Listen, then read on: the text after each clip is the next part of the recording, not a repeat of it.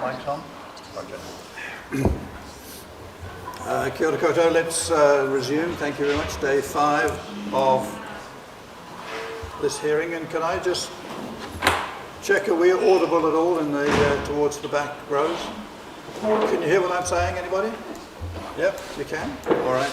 I'm afraid we only have, like yesterday, we only have one microphone. So we'll try and swap them as we're asking questions and so on, just like yesterday. Right. The only, well, I don't really have any issues to commence with. Just be aware today that we have media and photographers in here. If anyone in presenting does not wish to have their photograph taken, just let me know and we'll abide by that. Thank you very much.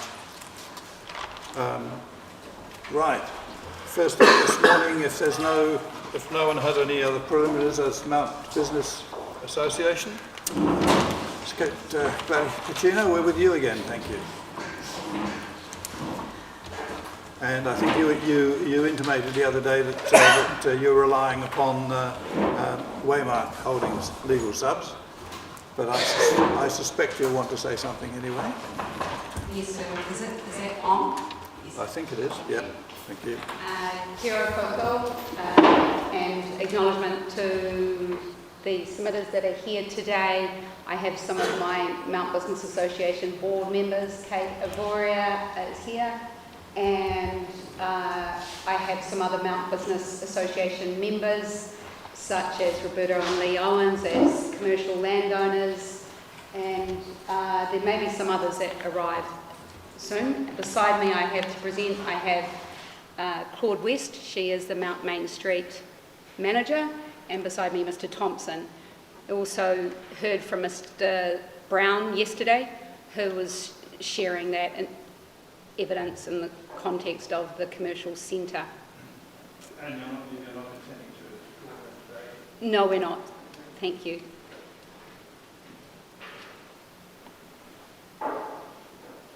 So I've done some notes for the committee, and I haven't written these as legal submissions. I have done them on the basis that I am currently, for my sins of having my chambers in the Mount, and I have for the past 10 years, put my hand up somewhat reluctantly with being strong down to step up into chair role several years ago, and so I have both an understanding of the Mount business area from having my business there for the last 10 years, and I also have an intimate knowledge with the operations of the Business Association and its relationship with the Tauranga City Council. So I thought that given the legal matters have been thoroughly covered by other counsel, I would probably best assist in some of the evidence that perhaps you haven't heard in the context of representing both the board members and the members, and Ms West is here today as well to answer any questions that you might have. Sure. So the Mount Business Association is one of 4 Main Street organisations in Tauranga, the others being Papamoa, Gretton and the CBD. We're an incorporated society established in 1993, and it has a targeted rate for a particular spatial area and an ongoing funding agreement with the council. It represents over 230 businesses located in Mount Maunganui. We work closely with our businesses to support both the property owners and the business owners in terms of being tenants, the council, stakeholders such as Tourism Bay of Plenty and the wider community, and focus on promoting the Mount Maunganui Beach downtown. It's got a number of names. It's often called the Village, colloquially, or Mount Downtown. It's changed its name and it's evolved, but I think the nature of the village and how that's colloquially termed for those of us that are locals represents the look, feel and vibe that it has with all that both live here and visit here.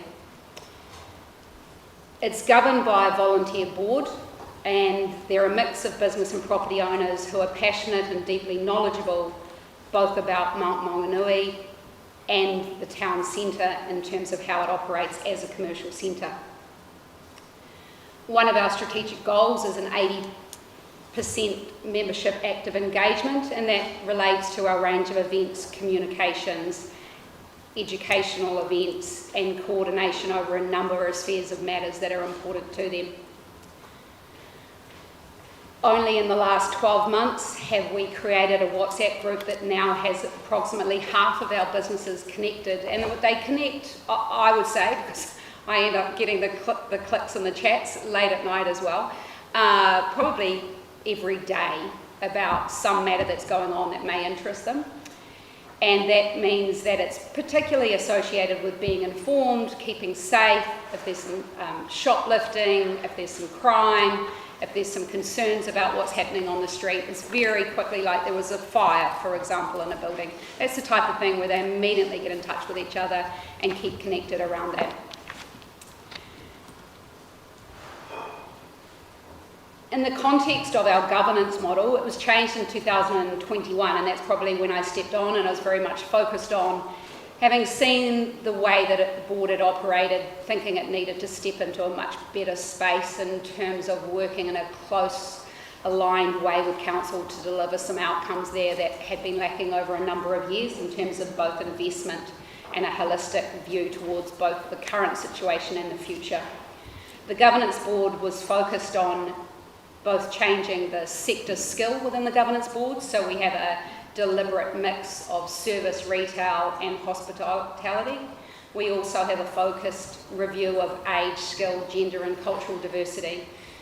We have 3 seats for Ngā Tauranga iwi at our board, as well as a board member from TCC.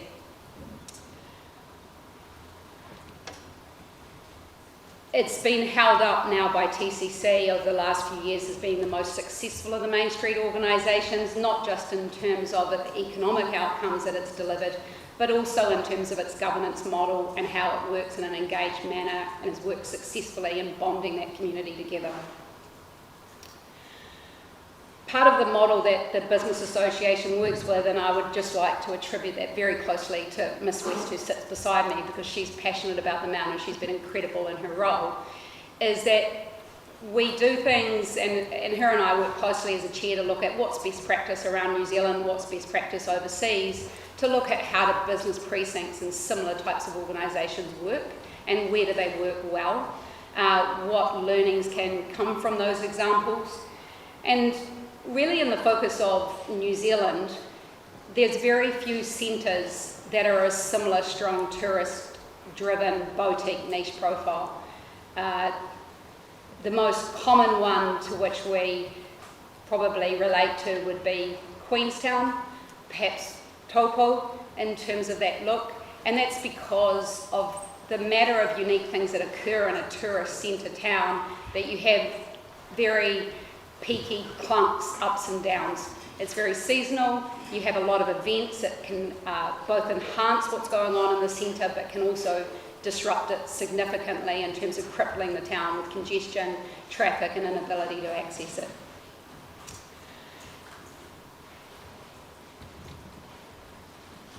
In terms of that role, that means that we work really closely both with the City Council in terms of their events and community teams. We work closely with the police. We work closely with Tourism Bay of Plenty. We also work closely with council staff that's involved with safety. And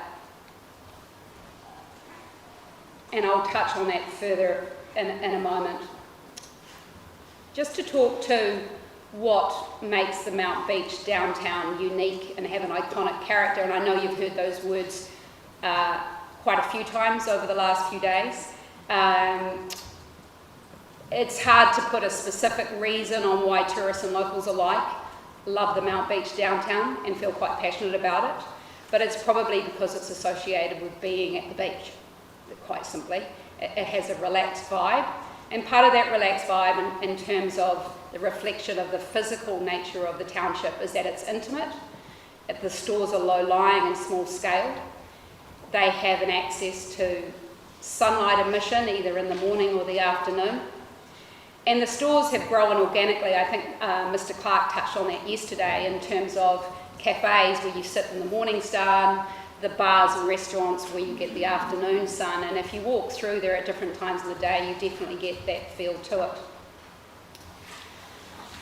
There's a lot of leisure wear, gift stores. It has the feeling of being on holiday for good reason in terms of the reflection of the store offerings that are there.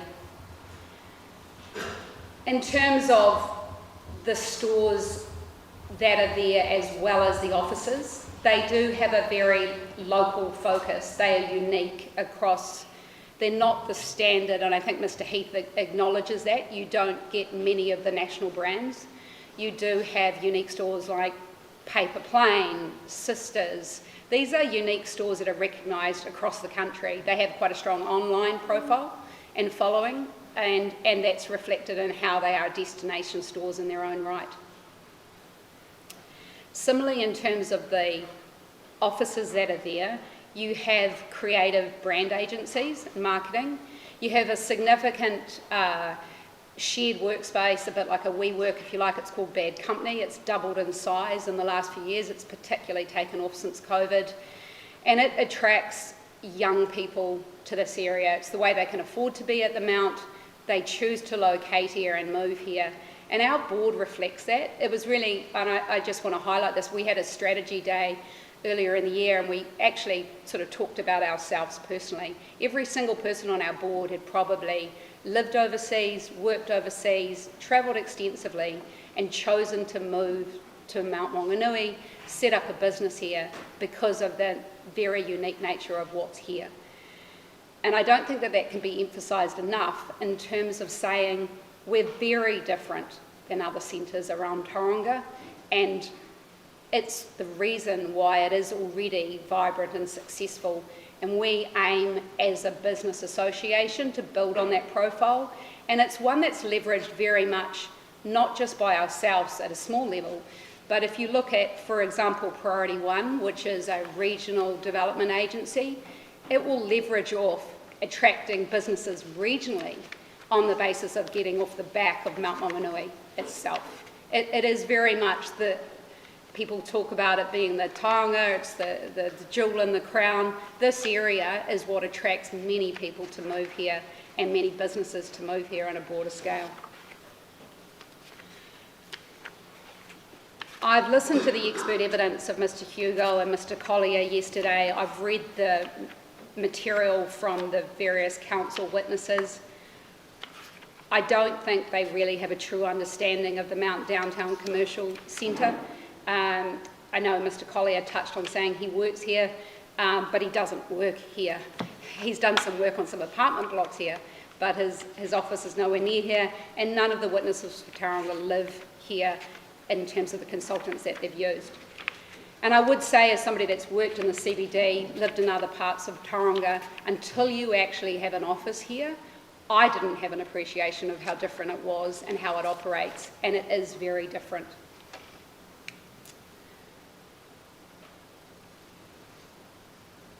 In terms of land development and changes and looking to the future, I think if the hearings panel walk through the Mount area, you will see that there's been some new developments.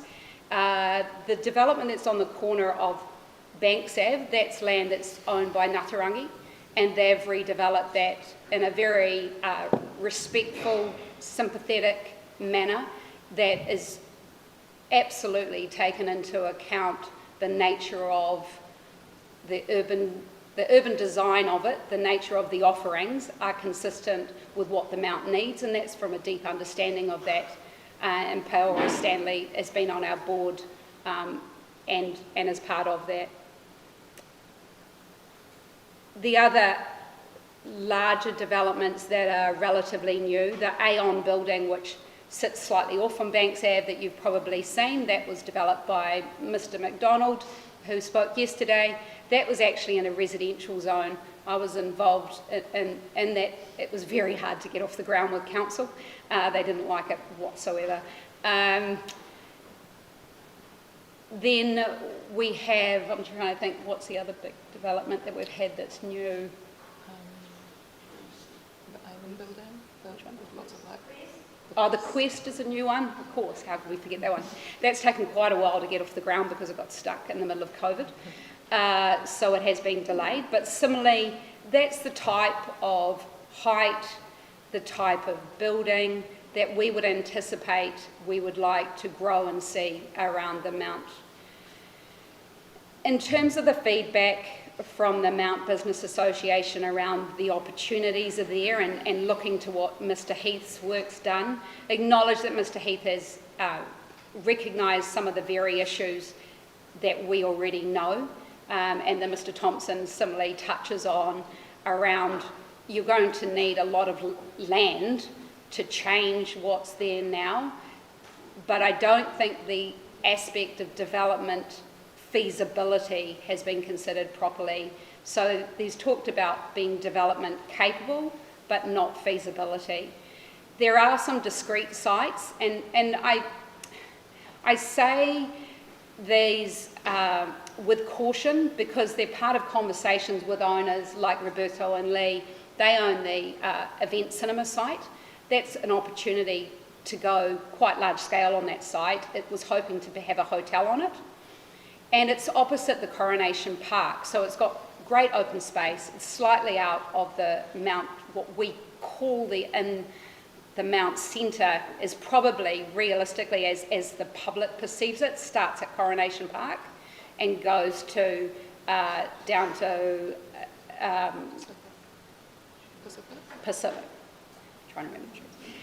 That's what the public perceives. Although our spatial boundaries in terms of targeted rates spreads out, that's when people are visiting, tourists come, they come off the cruise ships, that's the walk that they do.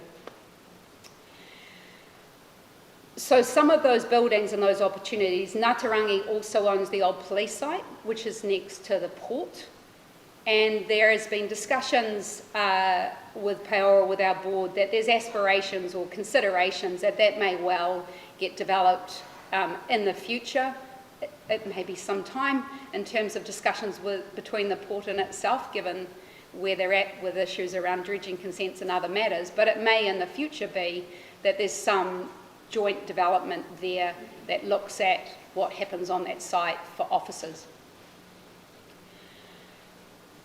Both those sites, importantly, sit on the periphery of what we would consider the core, and that's important for the Mount Business Association.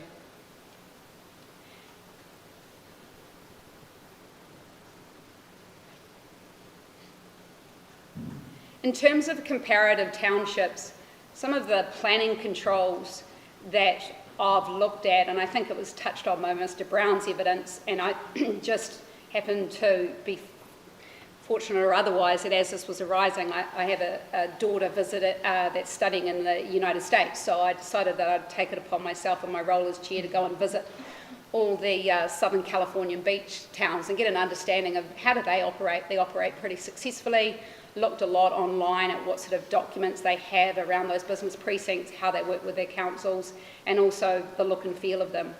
Some of those examples include La Jolla Village in San Diego. We have Laguna Beach. We've also been and spent quite a bit of time in Noosa and in Byron Bay.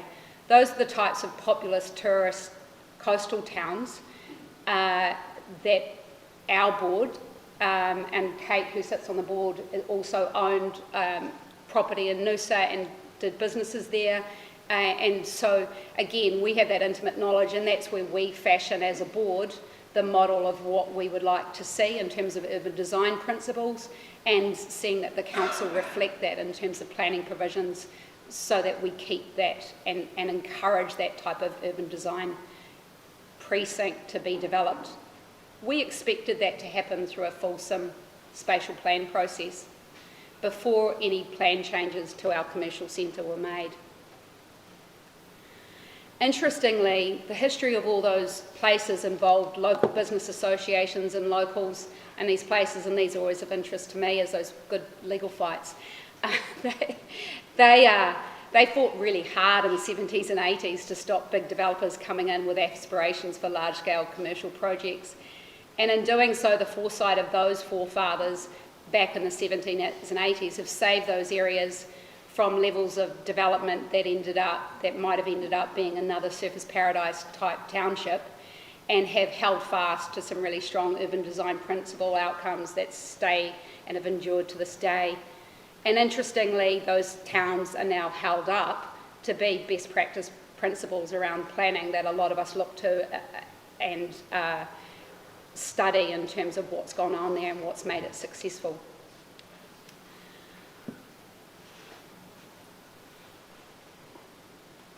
So what is, in summary, our position as Mount Business Association and our members in terms of, through this process, applying HDRZ to the Mount Beach Town Centre? We've attempted to engage with our board members both at landlord level and tenancies and in feedback to get involved in the spatial plan, to get involved in our own strategy development, to say what is their views and to shape that in terms of giving that feedback to council. I might say there, and I know I feel sorry for the council sitting there on the other side and getting attacked, but I think it needs to be said in this instance, and it may be that it's because we don't have elected members, so you as a hearings panel are probably hearing what normally go to the local councillors, but we don't have any right now. But I heard that you gave them a good run ah, yes. I'll talk to that, but that'll come under my resident one. So, in that regard, we meet with the council quite regularly around a number of matters, and they relate to a lot of things, but they relate to things like, for example, during COVID, Mount Maunganui became a domestic mecca because no one could leave the country. So we were burgeoning at the seams with tourists over the summer. The collapse in our rubbish systems and the smell of sewage on our Mount Downtown Street, these are real. And so the council can bring their Ms. Halberg along and say it can cope. It couldn't. And that's now. And so those are the aspects where the services that are here and the needs associated with it haven't been addressed now. And they're very much driven by peak season by tourists. But I think that's where our view around this Plan Change 33, and if you look at Queenstown and Taupo, and Queenstown in particular because I've studied those planning rules, they have really strict rules that have addressed the issue of visitor accommodation nights versus residents. And that's really important to understand how this Queenstown copes with the amount of people that come in. Now, I know you heard a little from myself in submissions that I gave on one of my submissions, which I can't remember which one, about visitor accommodation and how the council treats it. And I think it was touched on yesterday by council staff. There's a big difference between saying how many visitors come here based on how many they've approved as visitor accommodation and what is visitors that come here for holiday accommodation. Huge. If you look on, you just have to go to Airbnb and click on it in Mount Maunganui, and you will see that what you see in hotels is completely different in terms of what you see as offering around Mount Maunganui North as visitor accommodation through Airbnb. And most of the dwellings here in Mount Maunganui North actually have usually a unit underneath, and it may not be a legal unit underneath, and I say that in the sense of what the council has a record of in terms of paying that as an independent dwelling unit, but they have some form of facility that often they offset their rates and their costs of their mortgages by renting as visitor accommodation. That's a very common thing at Mount Maunganui North. I don't think the council has a handle on that, and I just want to speak to that because it does come, it's full circle around the commercial centre, but they go together. That I know in the evidence, and I think it was Mr. Heath, originally focused on treating Mount Maunganui North in terms of statistics that he relied on to have it as a much broader catchment. I think Mr. Thompson speaks about that, and that he watered down the percentage of unoccupied dwellings based on the 2018 census. That's been addressed and narrowed, I think, in his rebuttal, or it might have been from Mr. Thompson's, and it's come back to 38%. But that was taken in 2018, it's taken in March every year. And for any local that's here, that's not when the holiday season stops at Mount. And you'll see that reflected. I have our reports here around when the numbers start crashing. The cruise ships end mid-April, Easter, and that's, it goes logically that's when if you were going to understand what Mount was and how it operates in terms of Mount Maunganui North, you'd want to understand how many unoccupied dwellings you have, say, May 1st, because that truly reflects what goes on in this area of their city. And I don't have those numbers. My gut feel, just knowing my own neighbourhood and what happens with the numbers on our business and who's walking down the street, you would be lucky to be at 50%.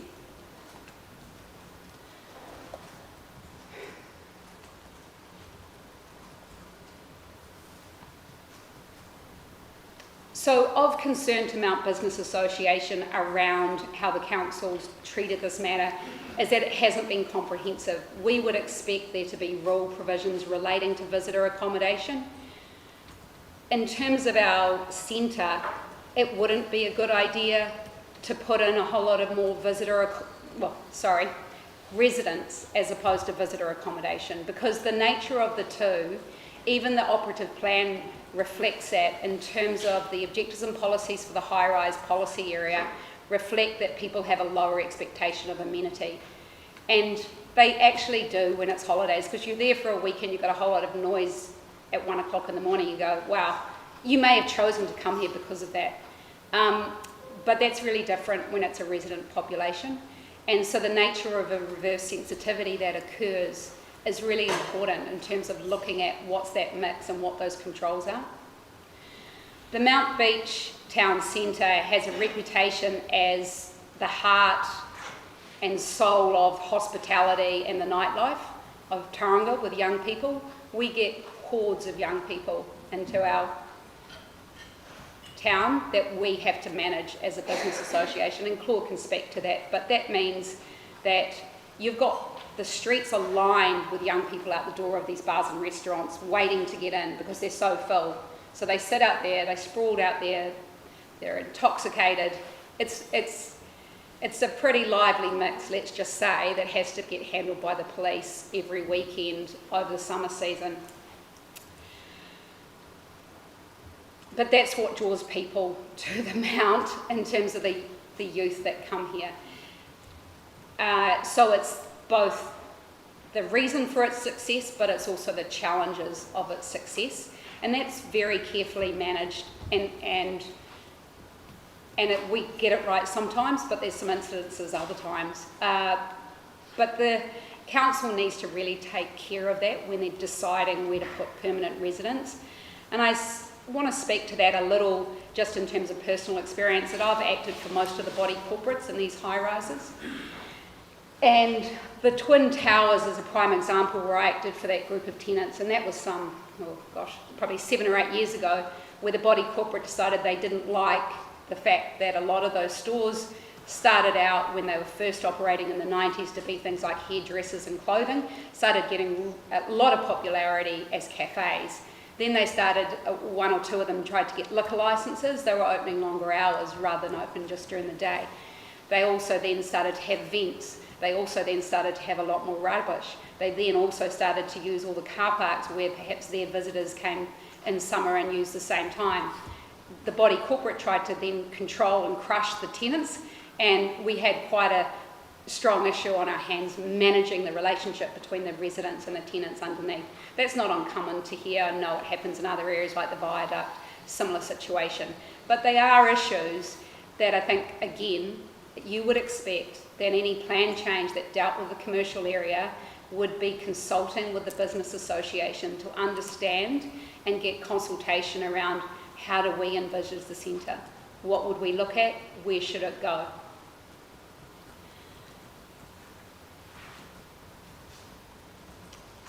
I also just want to touch on some of the Waymark legal submission matters, and I can't help myself on some of the legal matters, and touch on some of the issues around how it was notified and what's there. And I did hear from Sanderson yesterday, and I acknowledge that the Sanderson submission did seek to address the commercial centre, but I think what Ms Gregory was pointing to, and I checked it again this morning myself, the summary of submissions and where it says that the submission related to, There's nothing in Chapter 17 in terms of the heading, Chapter 17, Summary of Submissions, that reflects Mount Town Centre. That's important because if I, and Miss Gregory as lawyers, can't find it, how do you expect that any business owner that owns business at the Mount was supposed to understand that they were involved or implicated by what was being proposed here? As I touched on earlier, the changes to the maps for the heights have been addressed through Chapter 14. They're not through Chapter 17. There hasn't been an acknowledgement or even engagement with the commercial centres. And I spoke to the Mount, although the CBD was well aware was what's going on because it's been part of a broader discussion and it's been led in for quite some time. That's not the case at all with Mount Town Centre. We expected and were encouraged, in fact, with meetings with council to get engaged through the Mount Arataki spatial plan. And so therefore it was with some surprise for our board members, I wasn't able to attend one of the first, I think I've been to one, but there was a second one that was held, that was out for public submissions, and they were told they couldn't discuss matters to do with their own town. And I think that was touched on yesterday, but it just shows the extent to which the business owners just weren't even aware. So there's no surprise that there's no submissions. This business association was lucky enough that I was sitting on the board right now, and I'm a planning lawyer, but that was just happened. That was serendipity, not by design. That's not the way that good planning should happen, or you should be engaged with your business associations. So some of the feedback from Mount Business Association members, and I just wanted to quote some of the things that they say to reflect what they've stated and feedback to me. They've said more offices at first or second level above retail as opposed to short-term holiday accommodation would encourage more daytime businesses to relocate and spin off to a year-round daytime and early evening market of workers for the hospo and food facilities. Offices could encourage the use of public transport and cycling as there's limited accommodation downtown for mountain parking. Many people love the Mount and have a desire to work in the area with the beach on its doorstep. The council's own Mount Hub is a great example. All staff I've spoken to love working there and being part of the community. I just want to touch on that for a moment in case the hearings panel might consider that that might be a community service that sits there. They took an 18-month lease, and there's no surprise as to the timing of when they've chosen to move here in my submission. The other comment is the Mount also has a brand of its own. The brand attracts small but niche businesses and should be further developed and encouraged by TCC and Priority 1, e.g. the creative agencies, the art galleries, the shared office hub, the boutique consultants, export brands and retailers. These are all very popular right now. Encouraging more residential in Mount Maunganui North will just lead to more holiday, high-rise accommodation, which only comes with problems of noise and congestion and infrastructure overload. I'm aware that you're within 11 minutes of your time. Okay.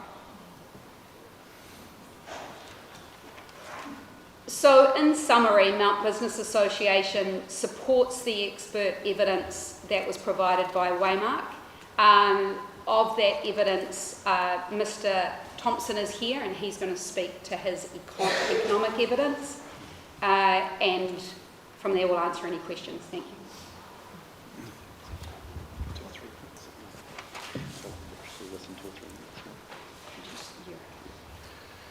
Good morning, Mr. Chair and Commissioners. I have 2 pages or so to run through, so I'll try to keep it as brief as possible. The Mount Maunganui area is the highest demand location in Tauranga for residential property. That's reflected in its average household price, average dwelling price, of $1.6 million, and that's associated with the beach primarily, but also the surrounding urban environment.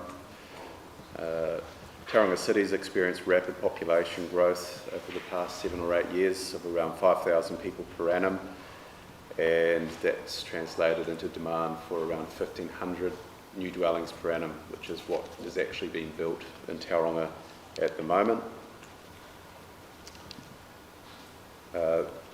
This is driven by two main factors. One, the exodus of people from Auckland to the regions, particularly regions that offer good lifestyle and employment opportunities, of which Tauranga is one, and also the very high growth rate that New Zealand is seeing nationally, which is driven in large part by high rates of international immigration, which is common around similar countries to New Zealand around the world at the moment, and I expect that to continue. New Zealand's growth is tracked at the 98th percentile of projections for the last 8 years, to provide a statistical reference to that. In terms of the analysis that the Council has undertaken,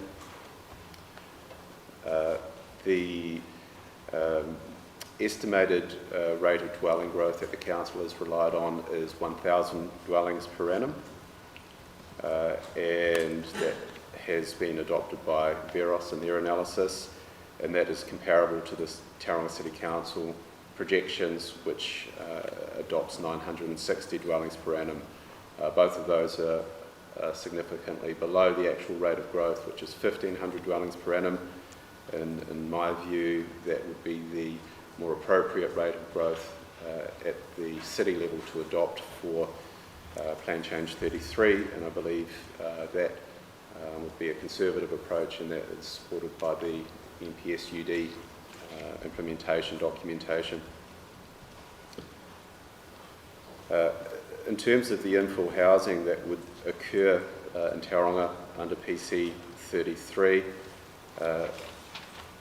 in my estimate there will be 950 infill dwellings per annum, as opposed to the 630 dwellings estimated by Veros, and a large proportion of those would be in the Mount Maunganui area. I estimate Mount Maunganui would see growth of around 7,400 additional dwellings over the next 2 decades, which is a substantial increase on its current population, and that is in large part because of its attractiveness as a location.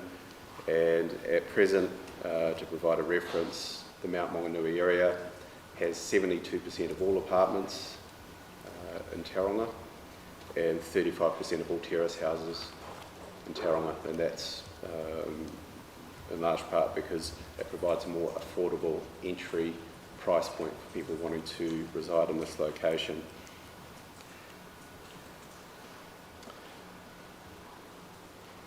PC33 would provide a lot of capacity for new infill and apartment housing across the city, which I support. I think that this will fall disproportionately in the Mount location, and that's in large part for the reasons I've outlined. It's an attractive location, and I don't believe that these figures have been accounted for sufficiently in the Council analysis.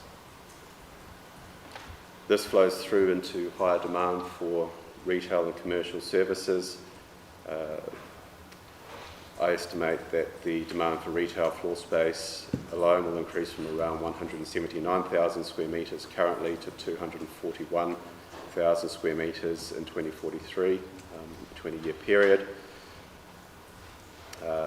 This is in large part due to the significant residential and population and workforce, which is relatively large, and also the large amount of spend that flows into the Mount Maunganui area. It's a popular destination, as we've heard this morning, and there's some useful actual market sales data in my evidence which confirms that. The Mount Maunganui has 19,000 employees in its catchment.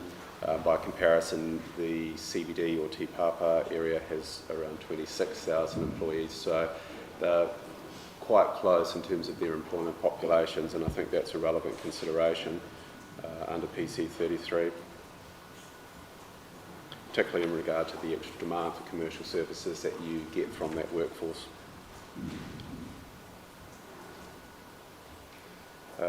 I've reviewed Mr Tim Heath's evidence. He does not share my concern that this will create potential issues. His view is that the CBD will continue to be dominant in terms of an employment location. I agree that that's the case with regard to office, but I do see potential for the Mount to experience significant growth as a consequence of PC33 that would raise potential concerns with regard to how the Mount would function relative to the CBD, and that it may become a strong competitor in the same way that the Viaduct Harbour or Ponsonby may be a strong competitor to the CBD in the Auckland context. Both Mr Heath and I estimate demand for retail floor space and land. The general conclusion we both reach is that there is a need for a significant amount of additional land in the order of 20 to 50 hectares across the various estimates to accommodate future retail and commercial and other public sector growth. Whilst our reports focus on retail, there's many other sectors to consider: recreation, government, health, office. This all adds up very quickly, hence the large amount of land that's required. Presently there's only 1.3 hectares of vacant commercial land in Mount Maunganui, and the Council's analysis does not analyse where this additional demand can be located that will result from PC33.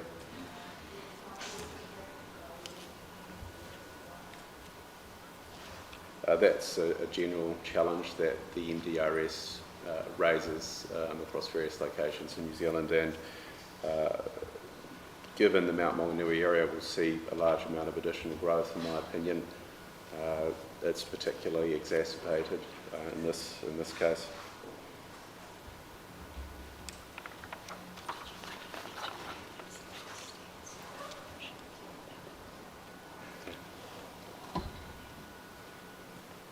I'm just advised that there's some recent statistics on cruise ships, and that there will be 111 cruise ships scheduled for this season across 84 days with 290,000 passengers. So again, that will add to the demand in the Mount Maunganui area as an attractive destination for tourists.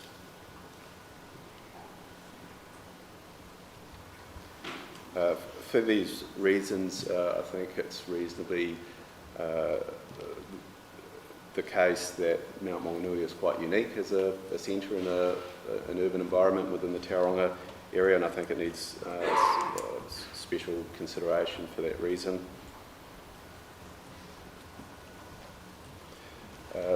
The geography of the Mount Maunganui area is obviously a peninsula with one way in and one way out.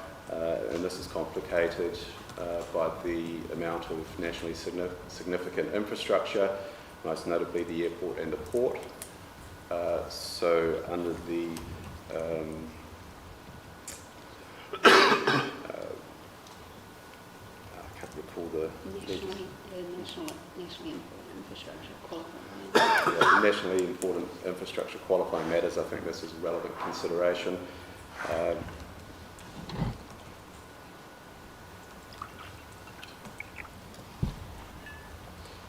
The infrastructure issues in the Mount have been identified in a number of reports that the Council have prepared, and I've referenced those in my evidence, and I think those would be exacerbated by the growth that PC33 enables. So in summary, I think the fast rate of population growth that's enabled in the Mount by PC33 will raise capacity. This would be particularly difficult for transportation and water infrastructure, but also public services and amenities over time. And for these reasons, in my view, I don't see that the work that the Council has done has sufficiently evaluated these matters to enable it to reach the recommendations that it does. That's all I wanted to run through. Thank you. Thank you, Mr Thompson. There'll be some questions on this. Yes, thank you. That Can you hear? Can I just you check? okay? Yep.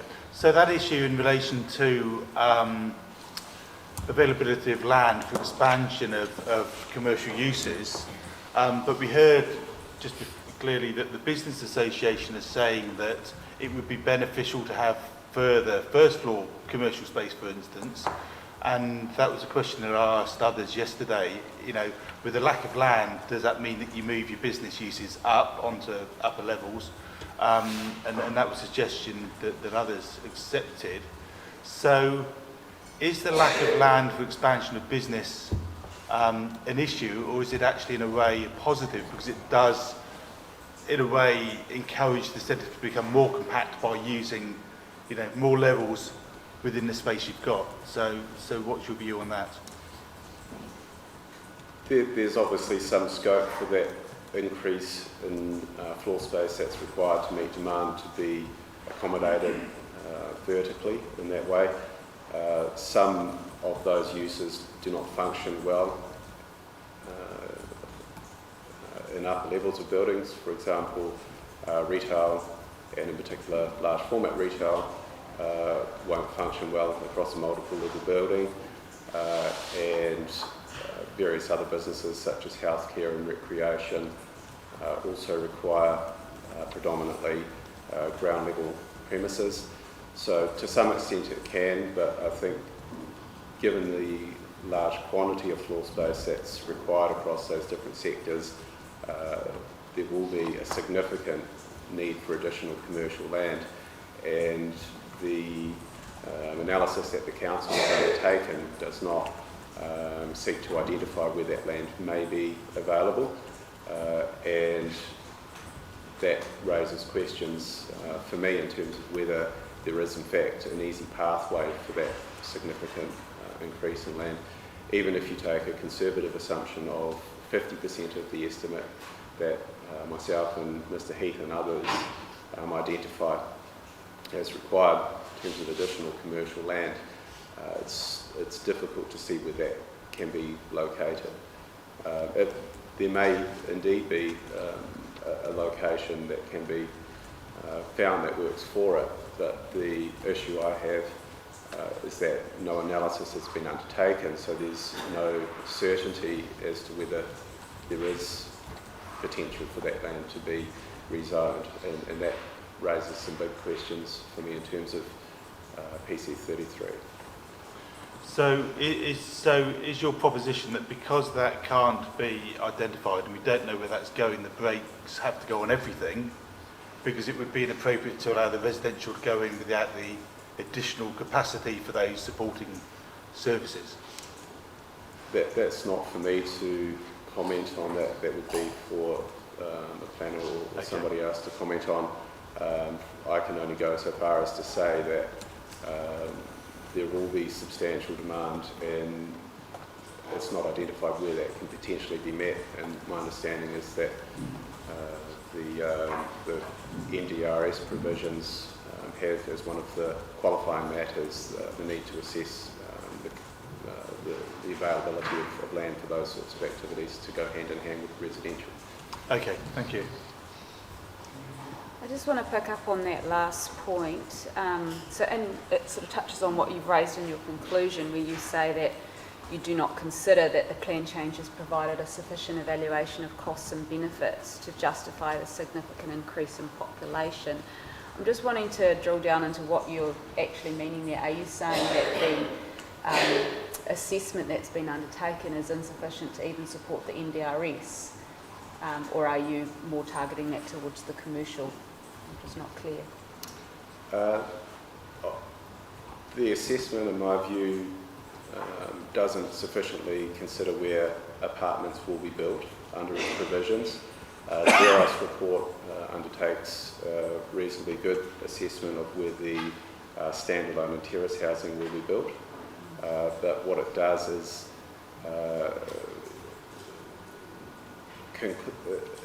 it bases its assessment on the location that apartments will be built on the assumption that apartments will go where the terrace houses go. And that's not actually what happens in the market, because apartments only work in the locations that are highly sought after, i.e. near beaches, near the CBD. It's reasonably easy to work through that in your mind when you think about where apartments are in most cities. So it allocates a very small amount of the future apartment growth to the Mount Maunganui area, around 10% from memory. However, 3/4 of all apartments are currently in Mount Maunganui, and that's for the reasons I've outlined. So I think there's an underestimate on the council's side regarding just how much new residential will occur in Mount Maunganui as a result of PC 33, and even the retail and other commercial land demand estimates don't account for that rate of growth. They actually are based on old population projections that the council did prior to PC 33, so there's no consideration of the redistribution of population growth that would occur as a result of PC 33. Raises a bunch of questions, obviously. Then that flows on into the demand for retail and other commercial and public spaces, which raises concerns about whether that can be sufficiently provided to meet those rapidly growing needs. So it's both sides of the fence. Yeah. So it's insufficient assessment, but also you disagree with some of the assessment they've undertaken and therefore have landed a different outcome. Well, I disagree, but I think it's reasonable to do so because they have not considered the rapid growth that would happen in Mount Maunganui at all. They've adopted population projections which predate PC 33. However, with the significant changes in plan-enabled and feasible capacity that this brings about, you would expect a quite significant change in where houses are built and where the population growth goes in the future. And I think it's reasonably straightforward to conclude that Mount Maunganui will be a big beneficiary of that growth as currently proposed. And it would be a lot more so than what the council have contemplated because of the assumption that they've applied relating to where apartments will go, and being incorrect in my opinion. And then that creates more demand for commercial land, and that hasn't been evaluated in terms of where that may go. If you have a 50% or 100% increase in a population in a particular locality over a 20 or 30 year time frame, you need a commensurate increase in commercial and other services. And if you don't have that, then that will create inefficiencies, not multiple inefficiencies in terms of congestion and access to services locally. I mean, if you take one example, such as access to schools, if you have a 50% increase in population, you need a 50% increase in school capacity. Otherwise, people will be travelling out of that area for schooling. Thank you. My first question was trying to clarify the extent of the area that you defined as being Mount Maunganui. I've looked at your Figure 1 study map area. Is that the blue area which is Mount Maunganui and Tauranga on it? Yes, that's correct. I've adopted the same catchment that the council analysis completed by Mr Tim Heath has adopted, just to allow direct comparison. Okay, and that would be broadly covered by the Mount Maunganui North Arataki spatial plan in a general extent? Yes. Okay, thank you. You pointed out at the end of your presentation about you felt that the underestimate in the population, residential population, would create an impact in terms of the infrastructure being inadequate. Now, recognising that's not your area of specialty, what led you to believe that? My conclusion is that the significant increase in population raises concerns that the infrastructure may exceed its capacity. Okay. Obviously, I have no expertise in that area. I do understand that the council reports on infrastructure in the Mount Maunganui area raised some concerns about its capacity. And obviously there are a lot of employment-related demands on the infrastructure as well in this location. Okay. The evidence we had earlier in the week was along the lines of it was somewhat difficult to assess where this population might go, given the very broad nature of the upzoning, effectively.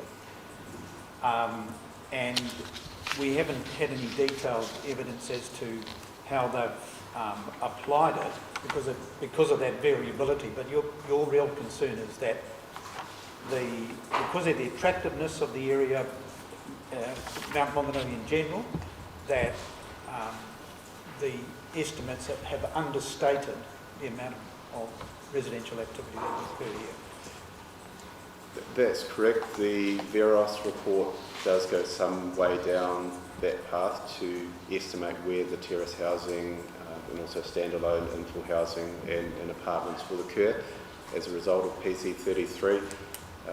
Generally, I think it's reasonable to conclude that standalone housing will be quite widespread. It will be consistent with the upzoning potential.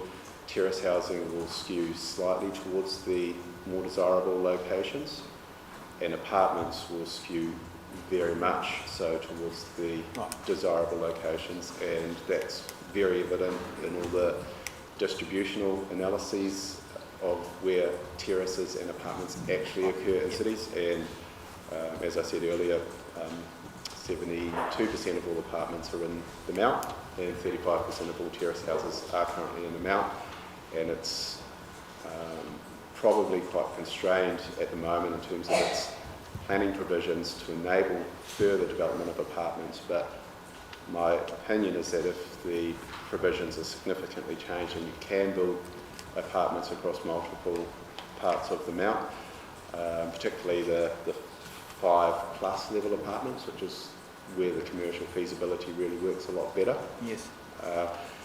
Because you're going well past a 3-storey terrace house in terms of your yield, yes, which is a timber versus concrete and steel construction, so that's the number side of it. My view is that would result in a lot more apartments than what have been seen over the last 5 or 10 years in the Mount. Okay, thank you.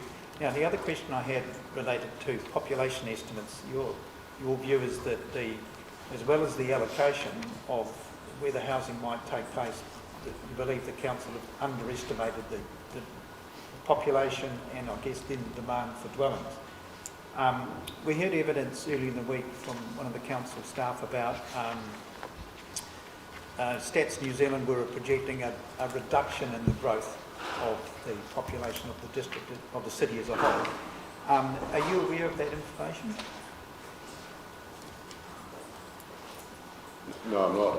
Are you suggesting a population decline or a decreasing rate of growth? A reduction in the rate of growth, so like a deceleration of the rate of growth. And what they were suggesting was because of the age profile of the city, that the rate of the birth rate essentially was going down and the death rate was going up.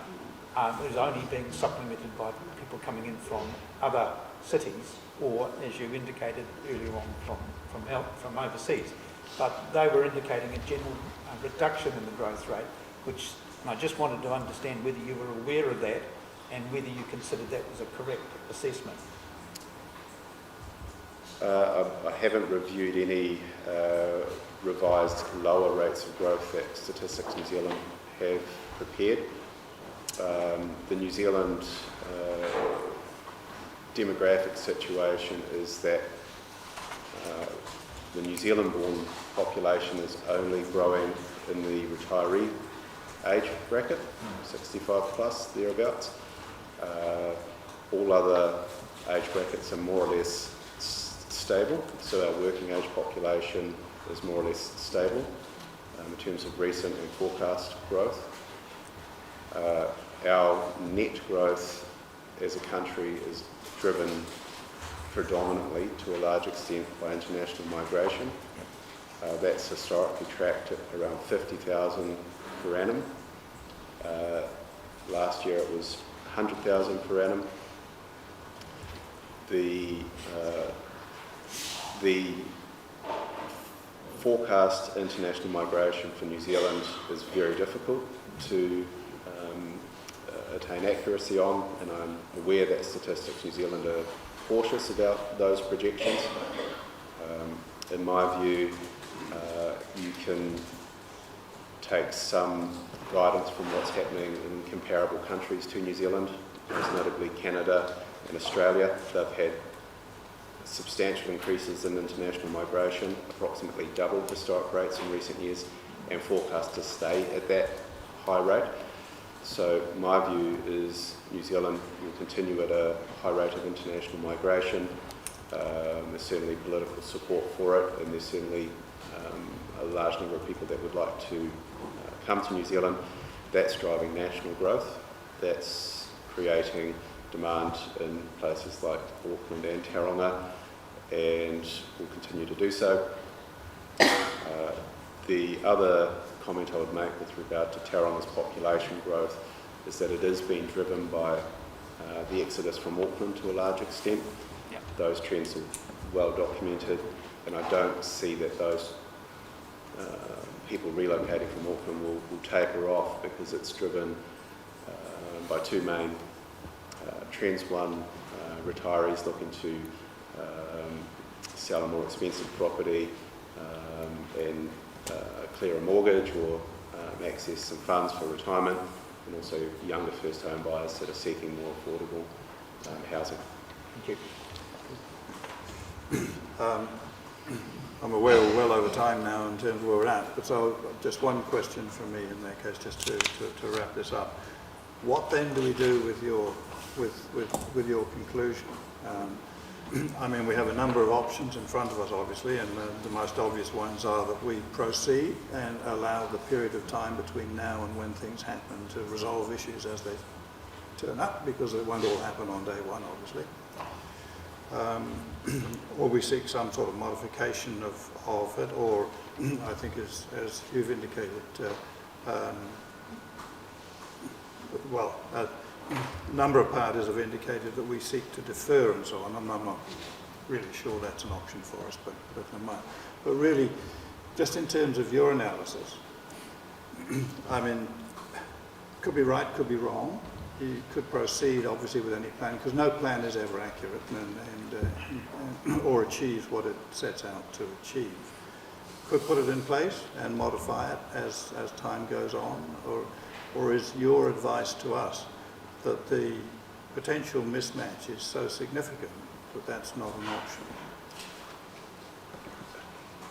My view is that the Mount Maunganui area will experience a rate of growth that is far in excess of what Council has anticipated and based their analysis on, and that would result in rapid change for the Mount and Tauranga more generally. It could bring the Mount into a more competitive position against the CBD, for example.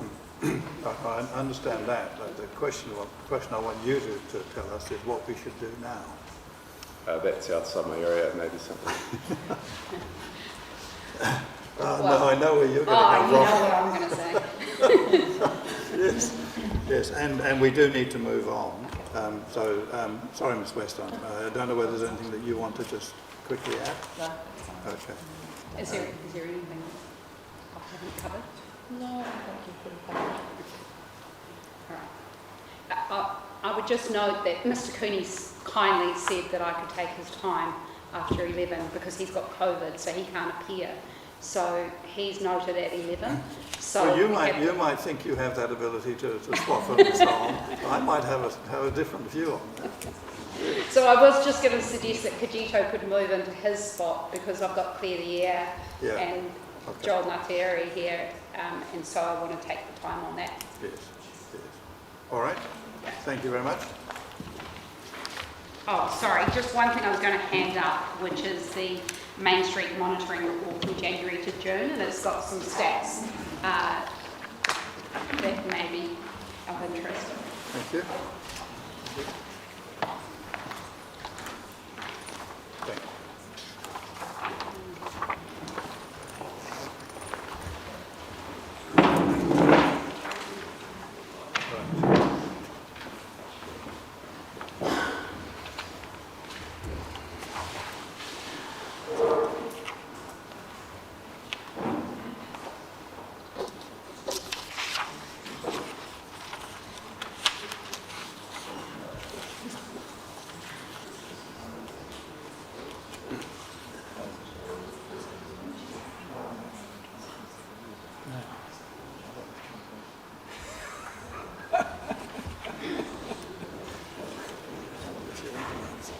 No, it's a learning experience.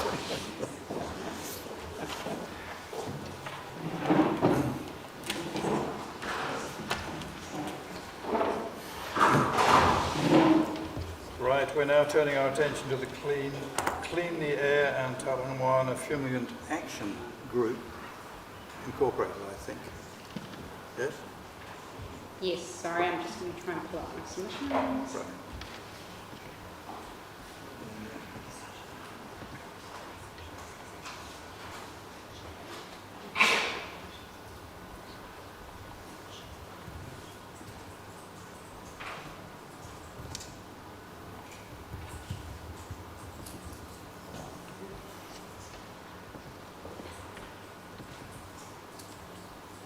Kia ora koutou. I have beside me Mr. Joel Natieri from Tautuku, and if I could just ask that he introduce himself and perhaps start with a karakia to start this presentation off. Thank you.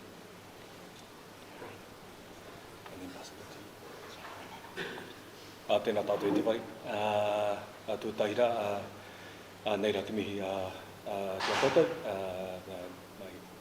mā kai kumihana I tēnei wā. Huri no, taku mihi ki te hapuri o Mauau, tēnā tātou. Kia nui, kia roa, kia mata tukuri, nau anō te matanga o te whakaro, nau anō tukaihanga I rangi nui rau pa Tautuku, me o rawa tani awatanga kia tīna, hei me hui e, tā ki.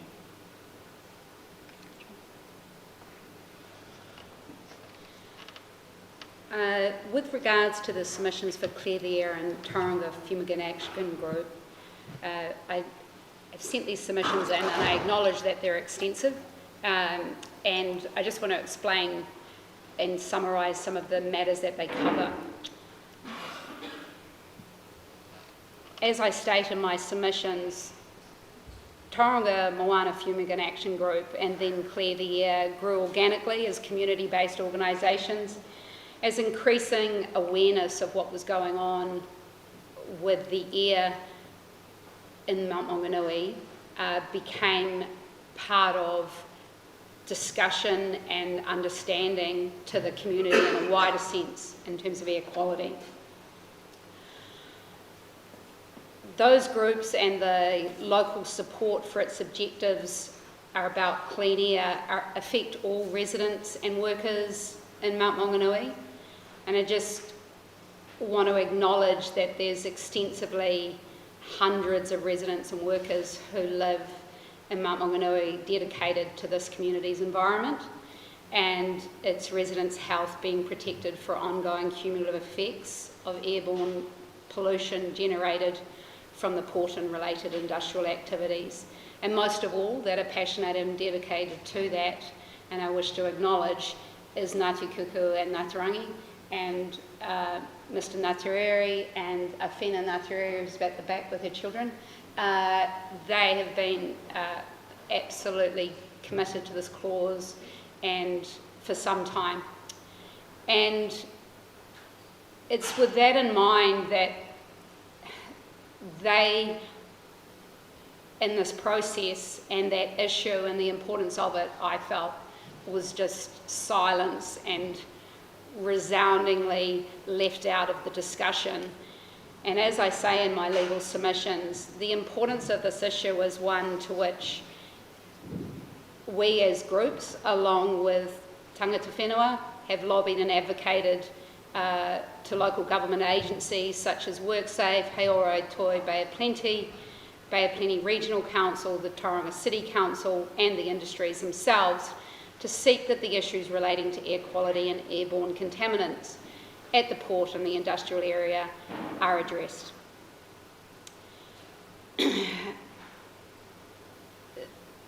It first really came to light in terms of what was going on as part of the Environment Court case in the EnviroFumes decision with Judge Smith, and that was relating to methyl bromide.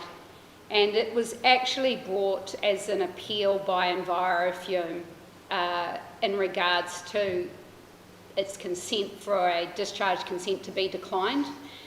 But it was almost as an accident of the issues being addressed in relation to that particular agency that it became apparent how much Genera, as the existing operator, was doing such a terrible job in terms of actual adherence to best practice around how it was managing methyl bromide at the port.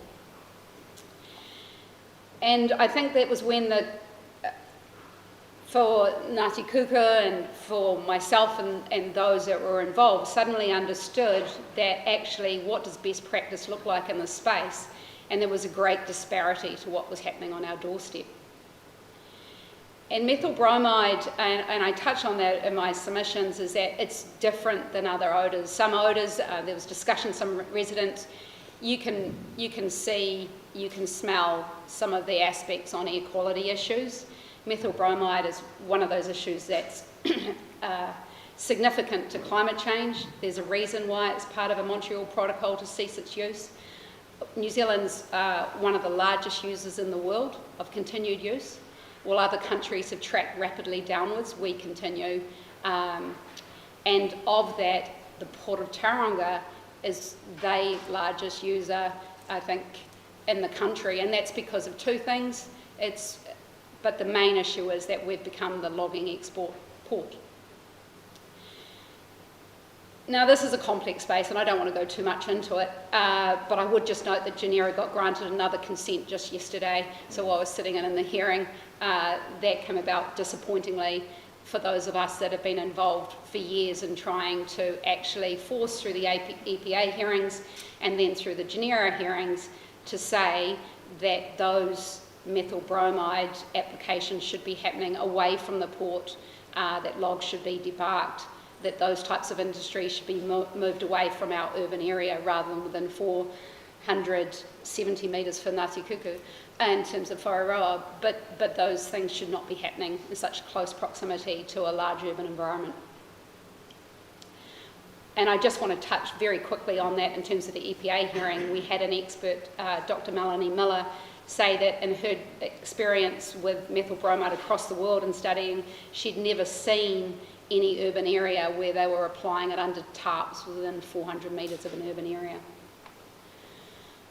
So, there's been some wins. We got some buffers out of the EPA hearing, but we haven't gone far enough.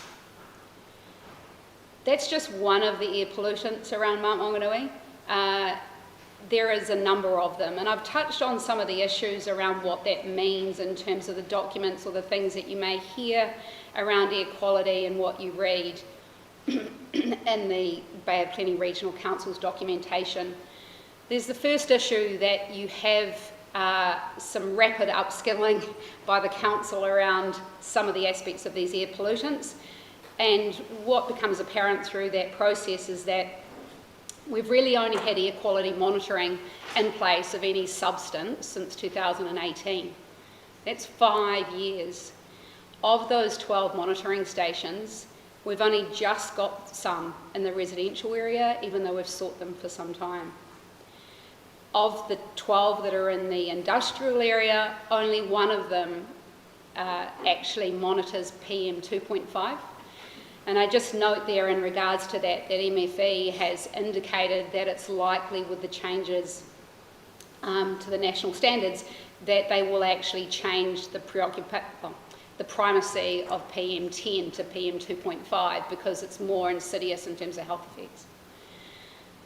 So we've only got one monitor of that in the whole of the Mount, and that sits at Tautuku Street.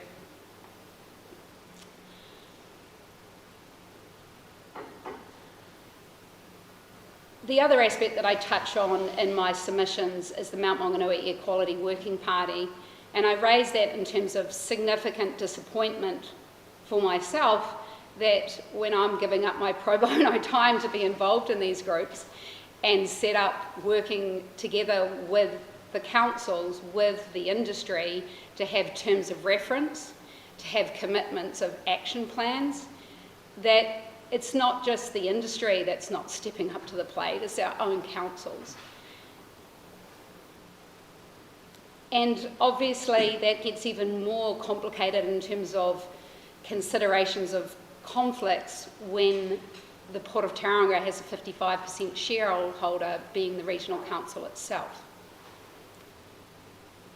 So there's a reason why this community gets pretty hot about the issue of equality, and that's because they feel that their councils are failing them on this issue, and they have for some time. And the other issue about it is it's an issue that, as I say, you don't know what you don't know. And for the first time, the Health Board comes out with a report that indicates that long-term cumulative effects on human health is serious. And instead of that report coming out in July 2023 and giving pause for thought around some of these matters, our City Council just continues to focus on paying for reports relating to economic growth and more residential population, rather than spending time and money on getting evaluation reports in terms of Section 32A and qualifying matters to address this issue now. Not just for future residents, but for the ones that are here.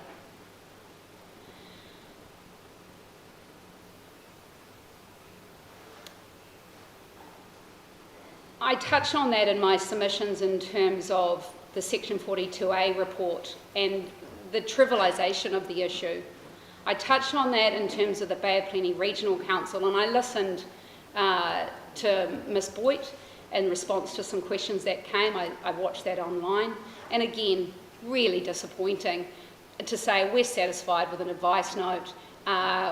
We won't comment on scope, but we won't take it any further either. I would have expected, and in fact I sent my submissions to one of the councillors at the Regional Council to say, before or at the same time as sending them to the panel, to say, here's your opportunity, you've got the scope, you've got the submission, step up to the plate, and they haven't.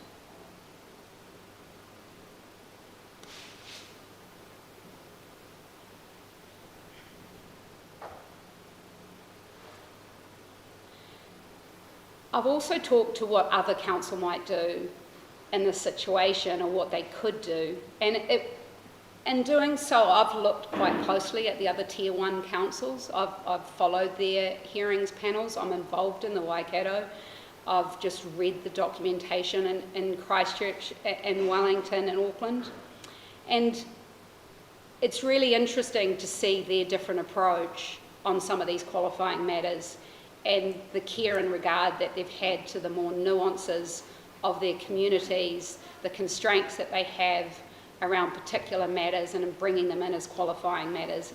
It would be fair to say, I think Mr Brown touched on it yesterday, that there's been a pretty low bar set by this council around the efforts put into qualifying matters to constrain or shape or inform where MDRS and HDRZ is going to go. And in my submission in regards to Mount Maunganui, qualifying matters regarding reverse sensitivity and air quality are essential, and I don't think that there's been nearly enough work in this space. There is currently the Mount Industrial Plan, which I've been attending those stakeholder workshops, as well as the spatial plan. And what comes through on the industrial plan, understandably, is I might add that I act for a lot of industries too, that they need a buffer, that they need to carry on and work. I'm acknowledging that the port and that Mount Industrial area is of national importance. It is of regional importance as well. to this business. I think Fonterra, I looked at the submissions, there's a submission by Fonterra, there's no submission by the port, there's a submission by Kiwi Rail. They're very focused on their particular issues. They don't, in my submission, go far enough, and that's understandable. They're rolling out submissions across the country and have a relatively national approach to these issues on the IHPs. The Mount's unique. It needs some care. If there's going to be greater growth here, there needs consideration of them. I did look at Christchurch, and I've cited there the air expert that they had, and that was Mr. Chilton. He was acting for Ravensdown in that case, and I've acknowledged that that's not evidence for this hearing. We're a charitable organisation. The efforts here are pro bono. It's just about saying, why did the council, they had an undertaking through their working party on the air quality working party to include air quality specialists in their hearings panels. That was a commitment made not just by the regional council. They cannot dismiss that just related to air discharge hearings. It related to Tauranga City Council putting its name to a commitment to do that. Hasn't done it. Hasn't prepared any air quality experts to say what happens above 4 stories if we start putting that along the Monganui Road corridor. I don't know, but I do know that the air monitors that they have put in the streets are sitting at 4 metres, so they're not informing anything in that space. You would think that there was a discussion between the two councils about what that might inform looking forward.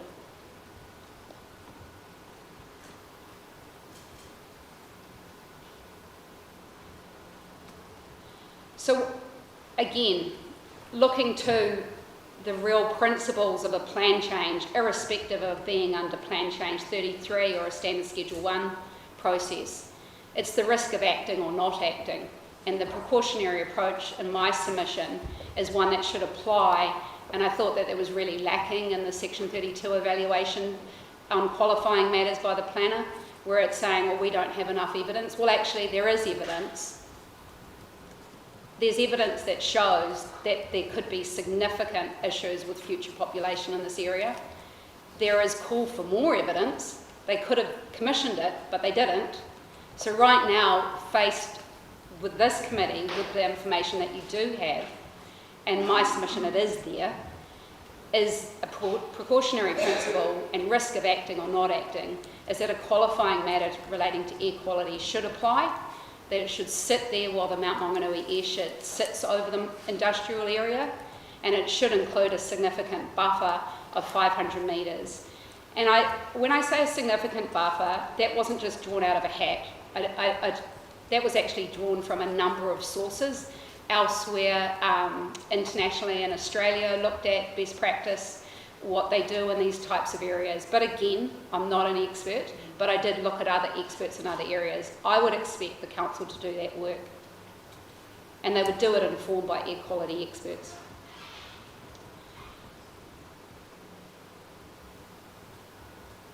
So the request for relief that I've put at the end does sit within Chapter 4. If you look at Chapter 4 and how it deals with reverse sensitivity, the primary focus for the port has been on noise. I see that Mr. Mackenzie sitting in the audience today from the Port of Tauranga, and it would be interesting to me that I think the issues for industry, my submission, although it's been on the basis of representing the air quality groups, I'm actually there in terms of what I've suggested. It's about protecting them too, because it's looking to both. Both are important and both need to be carefully managed, because one's about the economic success of this city, but the other is about the human health.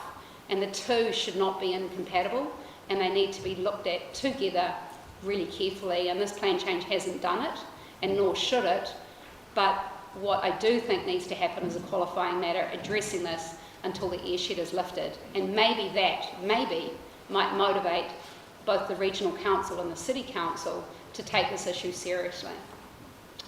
I'll now just turn it to Mr. Ngatereri, unless you want to have me answer any legal questions about my submissions before Mr. Ngatereri speaks. Well, I guess the obvious question is how would one do that?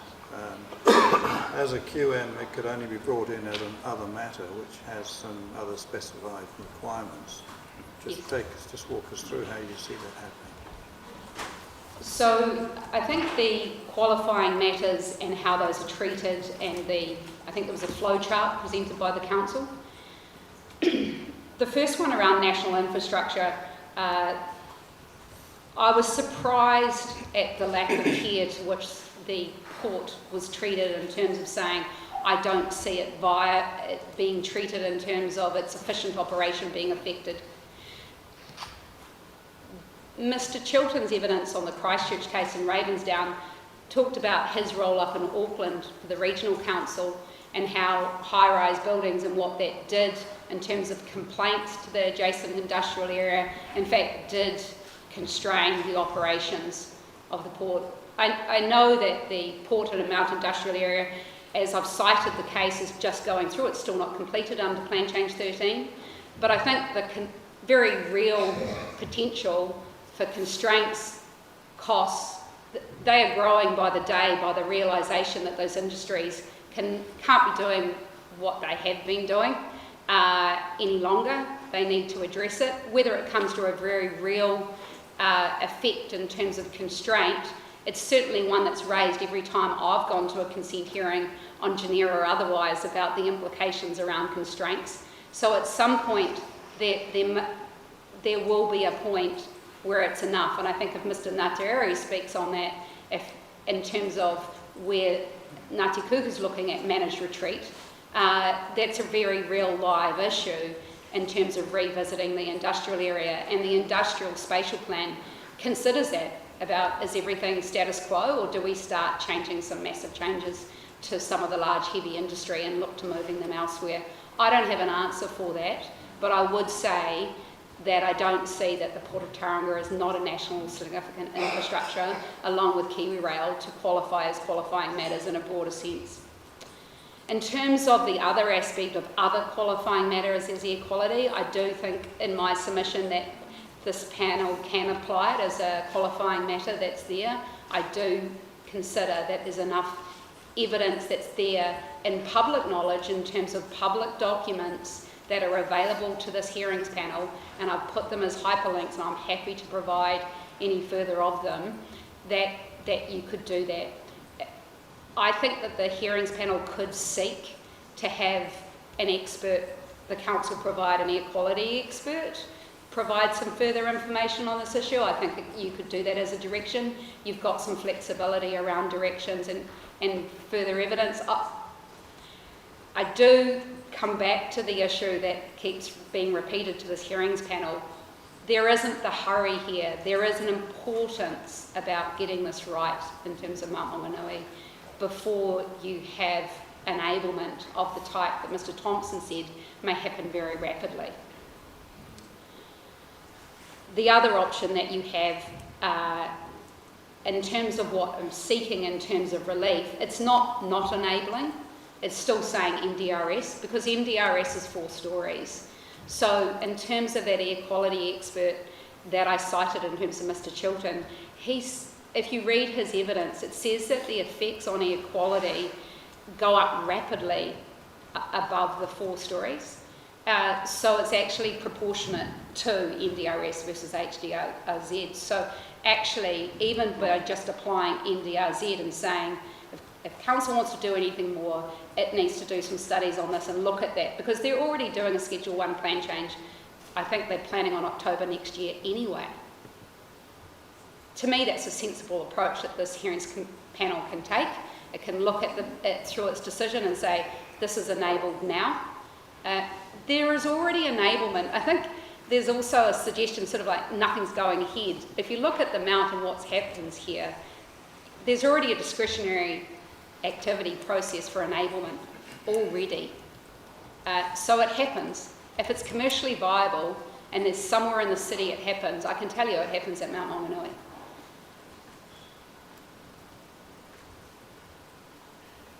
I think the issue of rest homes and retirements and vulnerable populations is a really important one. It needs to be handled carefully. I just have one question in relation to scope. So obviously you've appeared before us a number of times, and I think this morning we were talking about scope in relation to the height of the buildings, for example, in the main street, and that the sort of normal submitter on the street wouldn't have appreciated that additional height was being sought because it was, while it might have been mentioned in a submission, it was buried in the further submissions. For this particular instance here, we didn't have a primary submission seeking a air quality qualifying matter, did we? We only had the regional council submission with an advice note, and so I'm interested to know, what is your advice to us on, is there scope for us to adopt the relief? And I think you appeared before us earlier this week and you said you cannot take a pick and mix approach to scope, and so if we apply it one way for the heights in terms of the town centre, can we apply it a different way in relation to air quality when there may have been people that would be affected by this 500 metre buffer that's being sought, which would not have appreciated that that could have been an outcome sought? So just really interested in your view on that. So the first thing in terms of submissions and scope and the regional council submission, I've cited in my submissions at paragraph 31 the words of what it actually says. And it says, and any alternative, similar or consequential amendments that would give effect to the relief sought or address the matters raised. So in my submission, in typical legal wording that happens, that wording is broad in terms of relief. The issue that's raised in terms of air quality in the regional council statement does identify that it's an airshed, and it does give, in my submission, broad relief scope. If they choose to narrow that, that's why I was very interested to see what Ms. Boyd was going to say, and I thought that her answer was quite vague, but then to be fair, she'd only had 15 minutes to read my submissions. She may need to go back to her politicians, I'm not sure. But I do think the scope is there. That's the first thing. The second aspect to which I've then focused on under paragraph 33 is Kito Trust, and I acknowledge that's our family trust. That put in a primary submission where we said Mount Maunganui needs to do much more spatial work before you do any type of significant change in this area, and that included going well beyond the scope of cultural landscape values. I think that the cultural values issue, and Mr. Ngāti will speak to that in a moment, but the cultural values around air as a taonga is one that in my submission that there's also scope. The third aspect to which the relief I've focused on is actually saying if you focus on just granting NDRZ, you actually don't need a qualifying matter in the sense of that the expert reports that I've read around the concern on is an air quality primarily is sitting 4 stories or above. So actually if you just grant NDRZ, you're effectively addressing that relief. There's a number of the submissions on the aspects to which the relief in my chapter 4 look at reverse sensitivity. In that space you have the Fonterra submission and the Kiwi Rail submission. So I think it's multifaceted in terms of scope, and so I've given a bit of creativity there in terms of saying you can actually look at it from both sides. You've got the reverse sensitivity primary submissions, and then you've also got those submissions on cultural matters. Then you've also got the submissions, as I said, from the Bay of Plenty Regional Council itself. Whether they're going to step into that space, I don't know. I'm waiting to hear. With the 500 metre buffer, was that mentioned in the further submission? Sorry, I can't remember. Or has that just come through your submission? No, it's just come through my submission. Okay, so no one would have appreciated, while they may have been alive to the air quality issue, the exact detail of what was being potentially sought wasn't available until these submissions were available. Is that correct? No. But the qualifying matter only relates to anything above NDRZ. So in terms of what was notified, it's not a Waikanae matter because what was notified didn't, and I heard Ms Boyd say that, and I was like, no, that doesn't make sense, because what was notified was MDRZ. So in my submission, I don't think that through that space there was, there might around, and again, I haven't been able to track it specifically in the time that I had, but I don't think even around closer towards the Mount College, the 16 metres may affect some of that, and maybe that sits above. Again, I would have to track it, but I think where the primary area of, if you say air quality, gritty issues around the Mount Maunganui airshed, it does sit down towards the Mount North area. If there was some 16 metre area that would be pulled down from what was notified, then there could be an element in there, but in my submission that could also be addressed in the context of reverse sensitivity. Have you seen the reply submissions from Ms Boyd? No.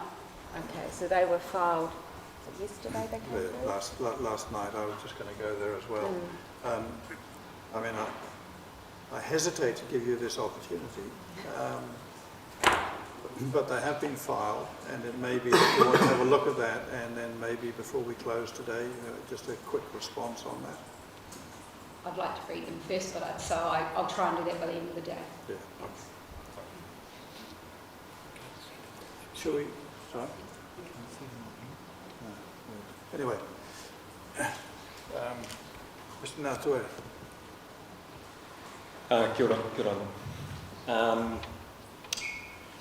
I guess I'm speaking as a servant of Wharero Marae and Tautuku, as a father, husband, and I guess on my 9 to 5 site manager for Tamariki in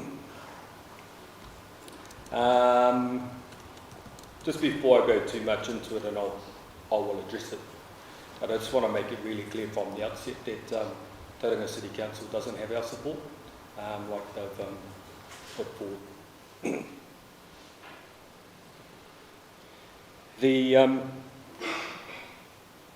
Now I'll just mainly speak towards, I'll just start by talking around the air quality issues, which Kate has spoken about, but if we're going to, why I think it's so important is because we already have a resident population that is slowly being poisoned, whether they're ourselves at Wharero, or our community partners and friends further down from Wharero through to the base of Mauao. I want to make it really clear that everybody is slowly being poisoned. And I think it's really, or I don't think, it is extremely irresponsible to drive to increase the population in this area without addressing the health issue that's already affecting everybody.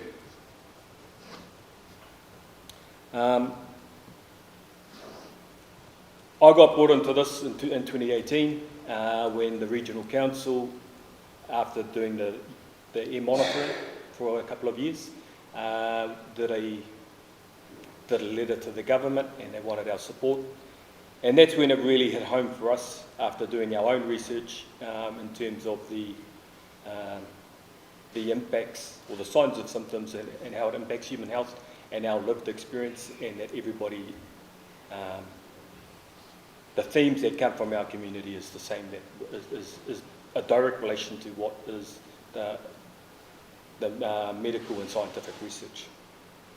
I would imagine that, I know, speaking with our community down this end of town, that they are having similar experiences.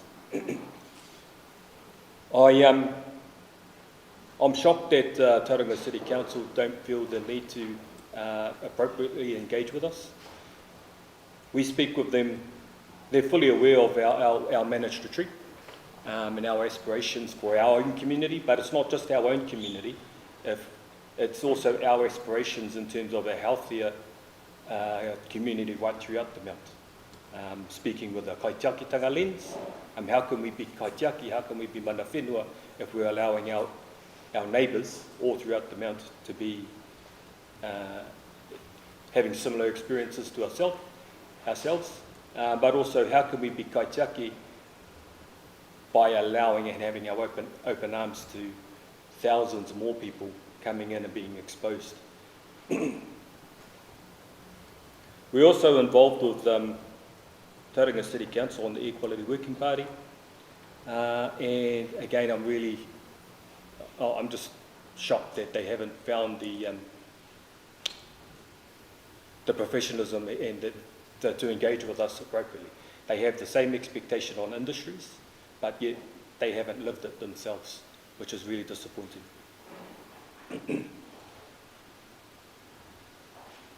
It's been touched already in terms of the Tautuku report, in terms of the number of deaths that are experienced in Mount Maunganui just from air pollution, the number of the asthma attacks, or people getting asthma, the number of non-activity days.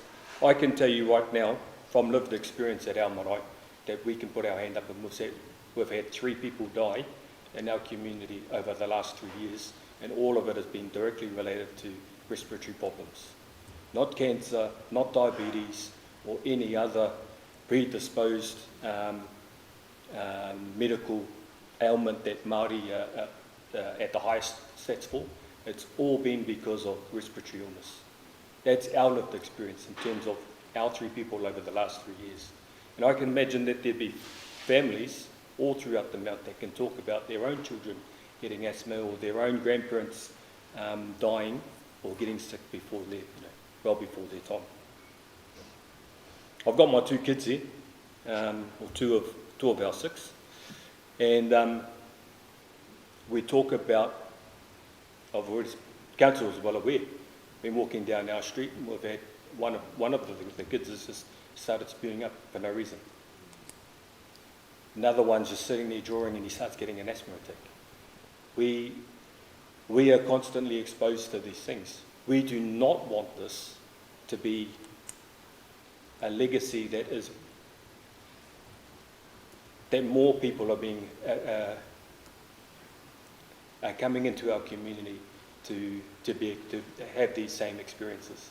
It's as I said before, it would be totally irresponsible of anyone to say that that's okay. Let's keep on building apartments or building facilities to welcome more people into without addressing the health impacts that are already there. And it's not just us at Whareroa.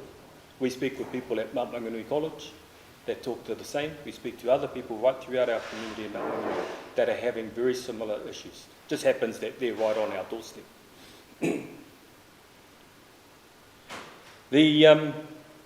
Again, I really find it disappointing in Tauranga City Council because we're engaging with them in the spatial plan.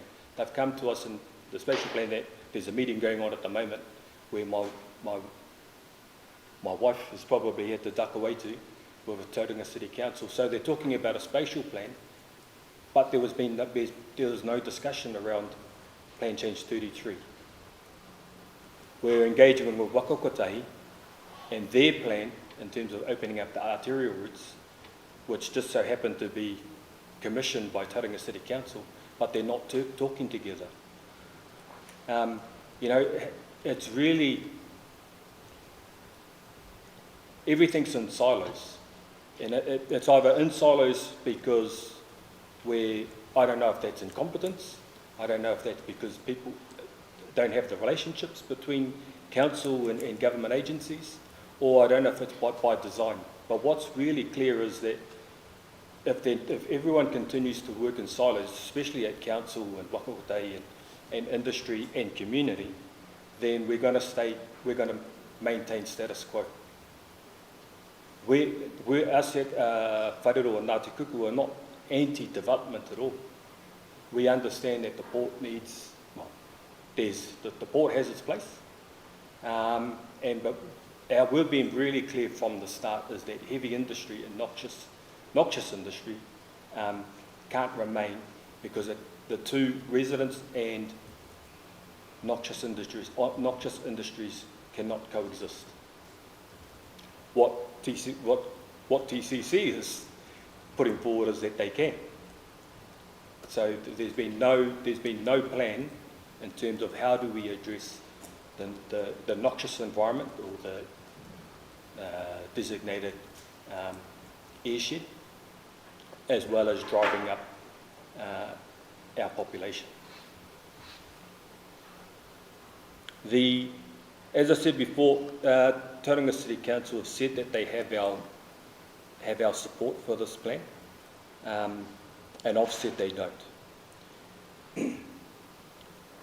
Nathan, I've got an email here from Nathan James, who's our rep, our hapu rep on the Rangapu, and he was also one of our reps that were at a meeting with TCC, and he writes, I do not recollect endorsing Plan Change 33 due to my concerns about its impact on Māori heritage, cultural offset, potential flooding issues, the preservation of the Hopu Kiore view shaft, and the lack of complete information disclosure to both hapu representatives. The assertion that Ngāti Kuku and Ngāti Kairangi agreed with the plan, and then automatically extending that to the Rangapu, Mana Whenua o Tauranga Moana as well, he deems problematic. Yeah, so as mentioned, I will only sit here and talk to what I know, which is equality and our experiences, and that you wouldn't wish it upon anyone. You wouldn't wish this upon any community. The other thing is that I haven't seen, and my engagements with Wako Katahi, which is commissioned by Tauranga City Council, in terms of the plan that they're having for Tōtara Street and Hewlett's Road and opening up the Mount Corridor, there's nothing in there that, in terms of what they've been speaking to us about, that would reflect arterial routes that would support a rapid increase of residents or visitors. We already know, those of us that live in the Mount or live in Tauranga, know that our roads are already, our infrastructure is already out of whack with the population and the demands of heavy industry and trucks. So there's a lot of work that needs to be done before wanting to grow our population. And I see that the mapping for the new high rises or low rises wraps around the heavy industry area, but there's no discussions around the heavy industry area. So how can you have a belt of people around a noxious environment? It shocks me as someone who's had that belt forced on them, but it shocks me that there's an incessant drive for this without the care for your residents and your people to address what they've already been experiencing. Again, whether that's us at Whareroa and Ngāti Kuku, or whether that's the residents right throughout the Mount, whether that's the business owners or the holiday makers. A lot of work needs to be done before we even think about what's the future of Mount Maunganui. Kia ora.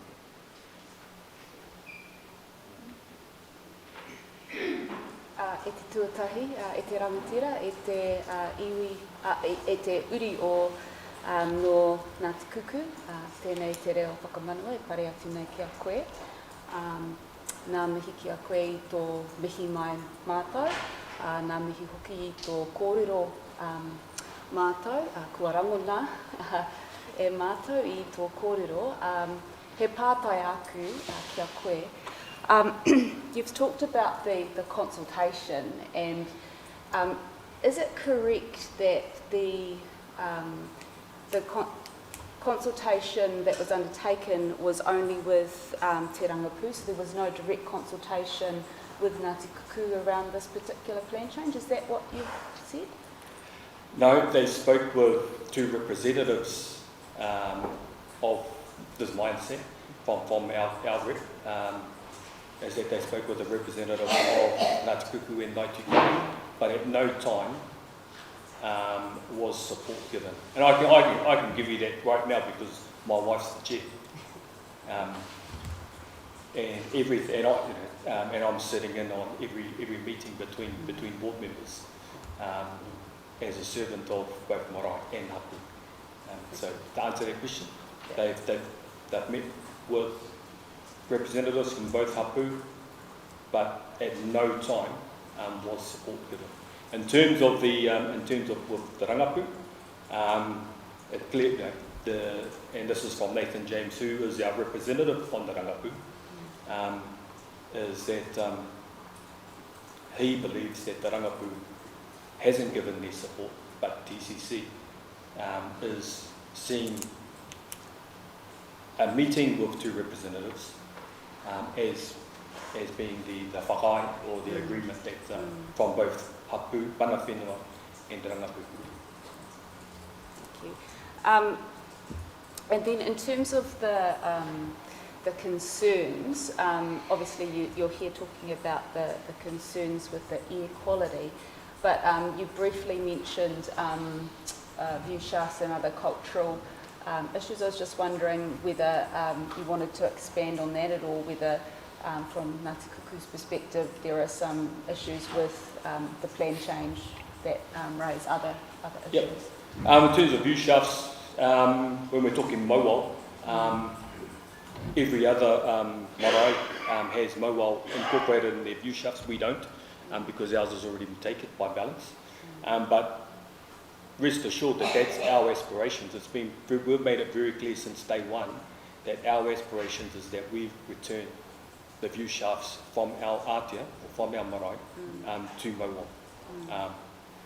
It's being the closest marae to mobile, being the ones that can't see it. But there's hopu kiore, and there's other key points, and I won't go into all of them today, but is to ensure, there hasn't been enough discussion with us to fully understand how view shafts might be impacted, whether that's hopu kiore or others. So with the view shaft, you said, the view shaft, the mobile, that was has already been lost because of the balance development. Are there any remaining view shafts from your marae to Hopukiore or to any of the other culturally significant sites, or are they gone as well at the moment? At the moment, from the marae, they're currently gone. Yeah. But all of that whenua, we have mana whenua right throughout. So we would like to be able to go to other key areas in our rohe pōtai and to be able to see them. So those discussions haven't been had. We shouldn't only be to say that you can only see your taonga from your marae doesn't fit well with us. You should be able to go to key points and to be able to see them, to maintain those view shafts. We're just saying that those discussions haven't been had yet, or there hasn't been enough discussion. I just want to really just point out that, in terms of the engagement, I think it was just in March, April, June, we're giving evidence that about other industries in the port and their poor engagement with us. Now this is our council. We're engaging with them on all of these. I told Air Quality Working Party, they've engaged with us with with our managed retreat, and we're engaging in all. We had the commissioners out on marae, not 2-3 months ago. So we're not. Our doors aren't closed to engagement. We just rely on they need to come and engage with us appropriately. The same way that they would expect industries to engage with us.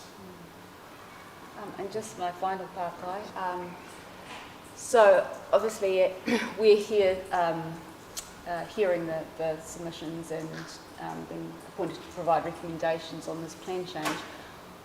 What would you like to see happen in terms of, are you saying that there should be no MDRS at all, so no adoption of this medium density residential standards within that 500 metre buffer? I'm just wanting to be clear on what your position is Oh, well, I'm not saying that I'm anti that. Yeah. I'm just saying that there's a whole lot of work that needs to be done before getting to there. Like I talked about it being a belt, you're putting a belt around the heavy industry or the noctis, the polluted issue. You know, you can't just put medium or intensification of housing, any type of intensification of housing wrapping around the polluted issue without dealing with the polluted issue. Tēnā koe te whakuitu, ngā kua pauaka pāpā. No, very clear, thank you. Thank you. Thank you. Okay, thank you very much. All right, well now we'll take a 20-minute break until 11:15. Thank you.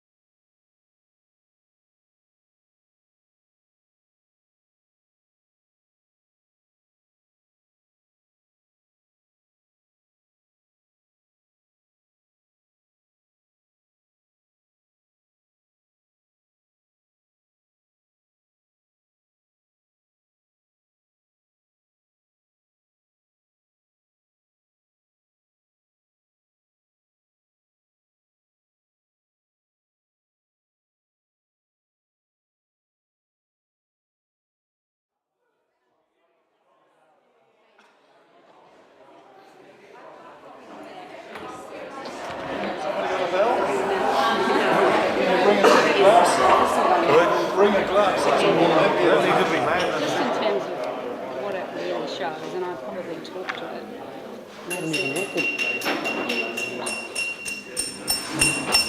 Don't mind, thank you.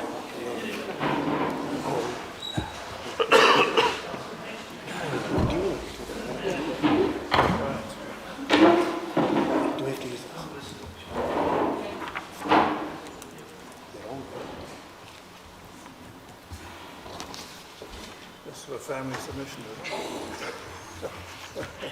Right.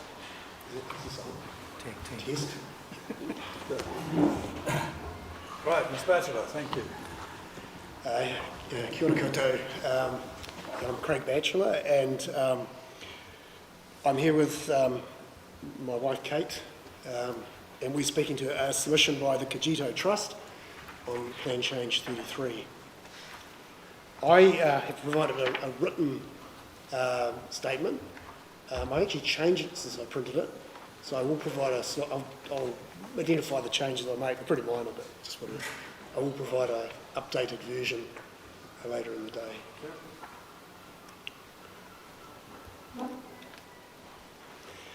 I just note that while I'm a professional planner, this submission is presented as residents of Mount Maunganui.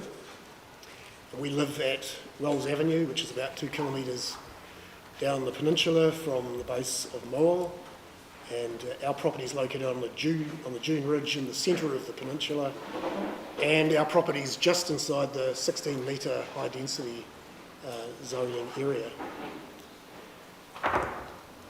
We support quality residential intensification at the Mount and been involved in numerous projects that are trying to achieve that end. And in fact, we've developed our own property a few years ago, where we achieved a density of 1 unit per 240 square metres under the existing plan provisions through non-notified consent. So quite a bit of opportunity even now to do interesting things under the plan. So and I think Kate made a comment before, there's already there's a lot of opportunity which a lot of the time isn't taken up. So our submission really addresses two main issues.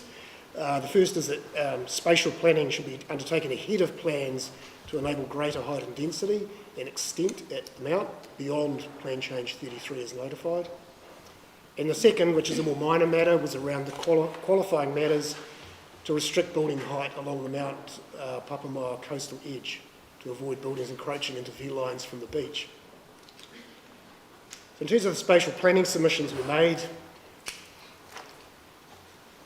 our primary submission challenged the 32 report, which was part of the notified plan change, which indicated to us that all that was required to move from medium density residential to high density at the Mount North was further spatial planning solely to address cultural landscape values.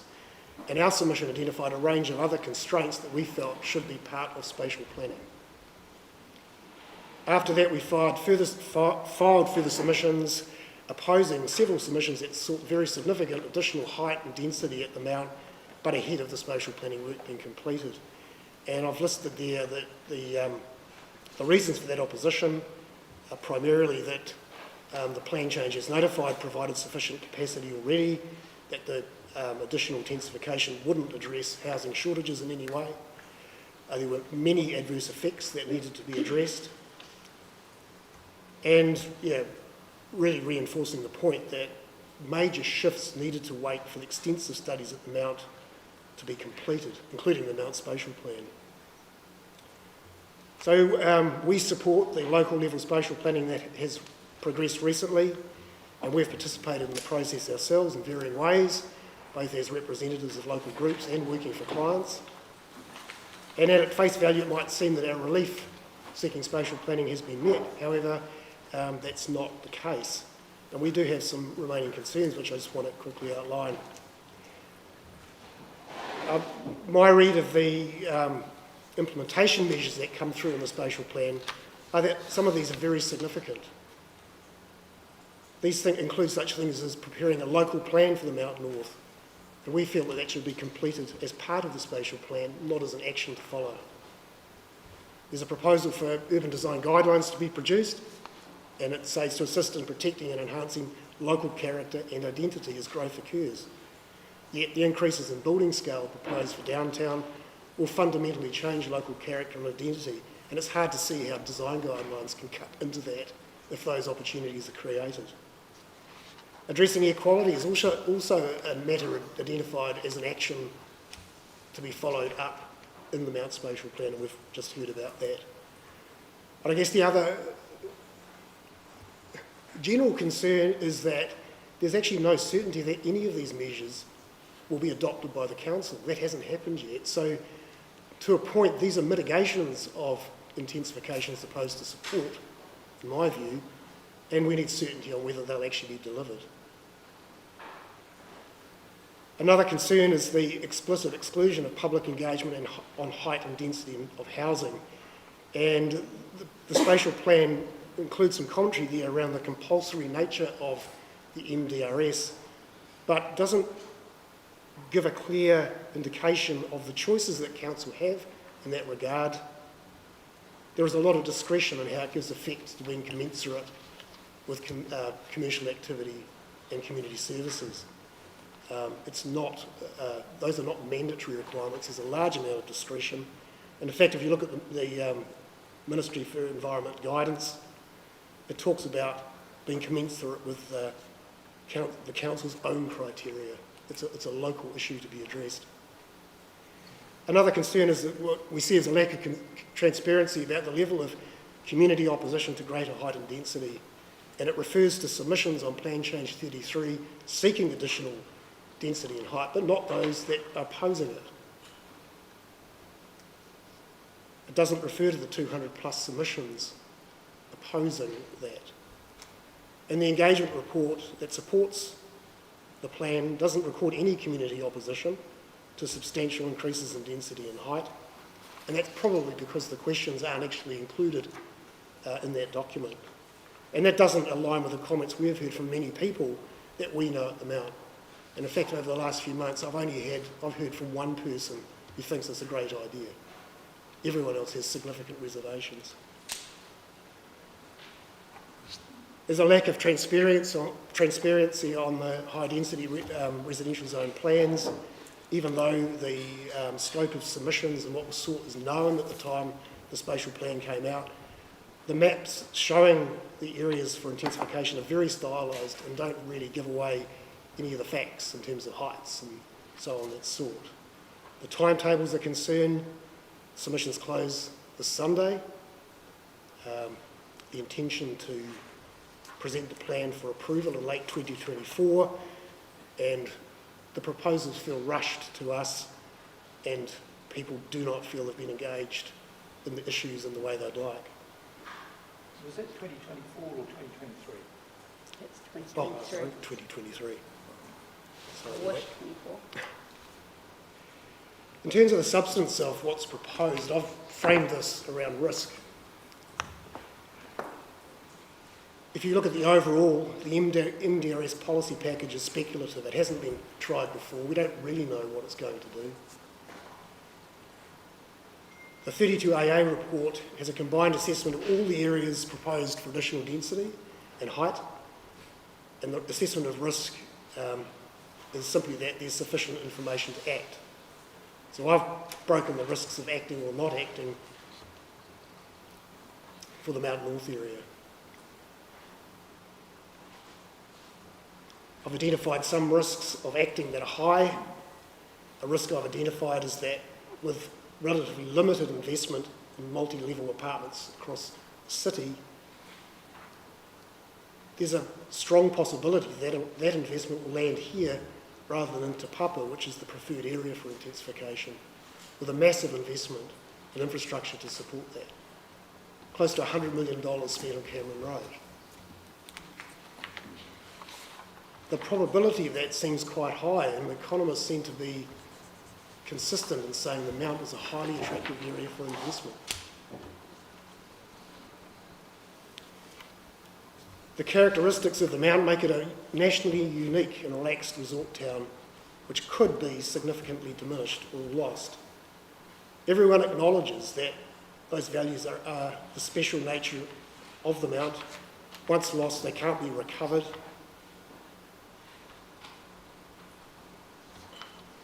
Even the PC33 provisions, as notified, the MDRZ will bring significant change on its own, let alone high density. But we have to accept that that's part of the picture. I'd acknowledge, though, that uptake, and there's differing views on this, uptake will, I think, be fairly gradual, and given the constraints on the financial side of things, and people will probably adjust that over time, but there will be localised impacts that will be more significant.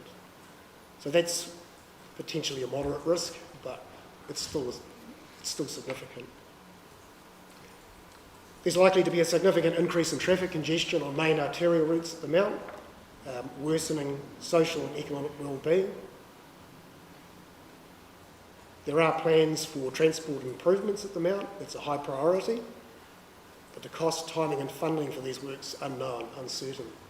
So in my view, that's a high risk as well. So just a question on that. The long-term plan doesn't provide any direction in terms of when those works are likely to be undertaken, or? I think that the particular ones around the arterial roads in the Mount are more in the business case end of things. That could be something you would clarify, but I think there's some very major transport infrastructure being planned and considerations of funding at the moment, so it's part of that. I think there's top sort of 5 projects that are high priority. It's one of those. Certainly there's an intention for it to happen, but the reality is, and this is acknowledged, that the funding tools we have are not fit for purpose. So how can you be assured that there will be delivery of that? The enablement is provided speculatively that those things will follow and provide the mitigation that's been talked about.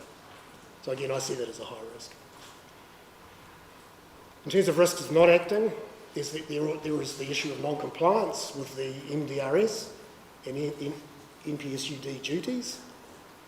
The consequences of that are probably not great. There don't appear to be too many consequences I can see.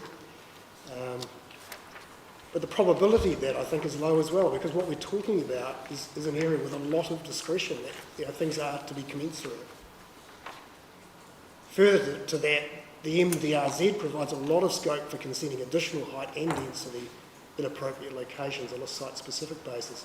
So it's not as if these things are ruled out.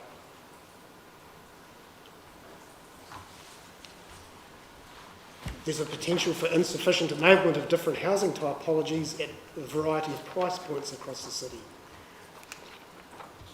My view is it's at low risk. The consequences are low from not proceeding at the Mount. The Mount North is not likely to be a viable area for low cost or affordable housing price points. So those types of activities will need to be provided elsewhere. It's almost inevitable. The broader issue of insufficient provision for development capacity if the additional height and density isn't provided. As I read it, the plan enabled capacity is something like 17 times projected 30-year demand, and even feasible capacity is about 5 times demand. So I don't see an issue in aggregate capacity not being achieved. So again, I see that as a low risk. So I conclude there is an asymmetry of risk, and that's in the best practice guidance for quality planning on the quality planning website. So where there's an asymmetry of risk that needs to be taken into account. The other matter we raised in our submission are qualifying matters around coastal environment plan area. And when I reviewed these provisions a little while ago, I thought they would pretty well met or appropriate, met our submissions, but I noted in the 42A report, in fact this might be the 32A report, indicating there's an opportunity through restricted discretionary activity consent to achieve additional height and therefore potential for greater economic return on development. And to me that appears to downplay the significance of the Part 2 based policies that sit behind those rules. And I've given some commentary in my involvement in this issue and just principally around a recession plane that was provided for the Papama medium-rise plan area that's been restored in response to our submission. But I've reflected on the effort, the care and attention that went into the nuanced rules in there across cultural, visual, landscape, ecological to get that solution. And that's, to me, the kind of attention to detail that's needed in this environment.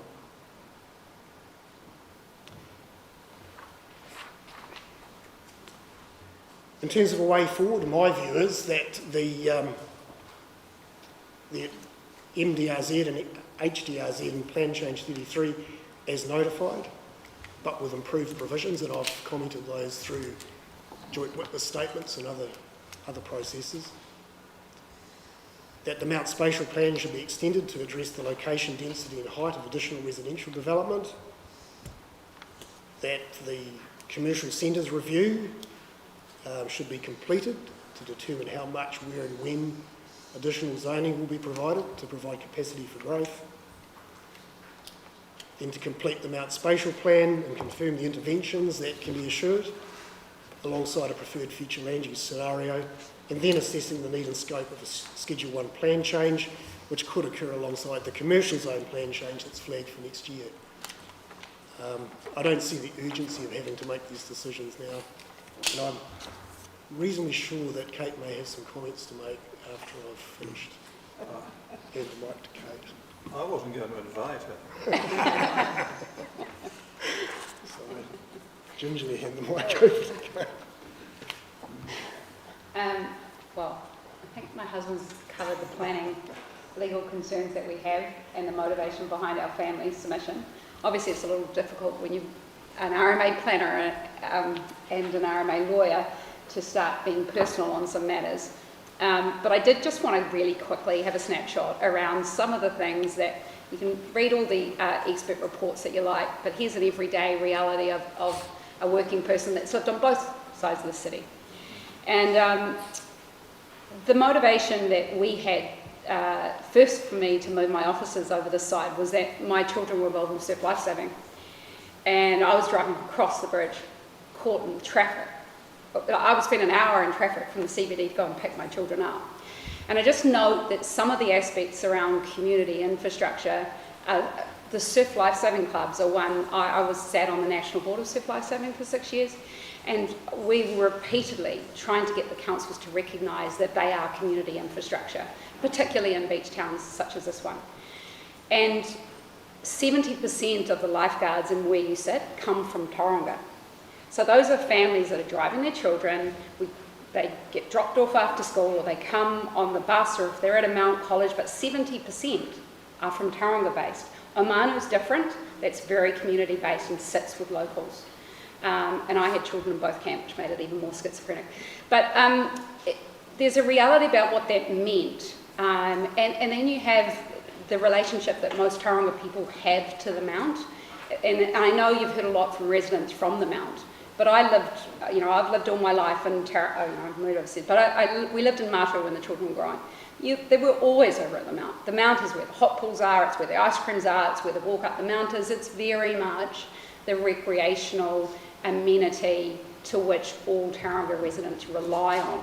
It's why they move here, I'll say that again. And so that relationship of being easily accessible is one which is really tricky around traffic, and it's really tricky around parking, because you get the large events, you get the summer swells, and it's already got to the point where a lot of people just don't come in the summer, or definitely on weekends in summer, because they can't get a park, they can't, it's really tricky, it's heaving. And that's really sad to me, that that's where it's already at, let alone what it may well be.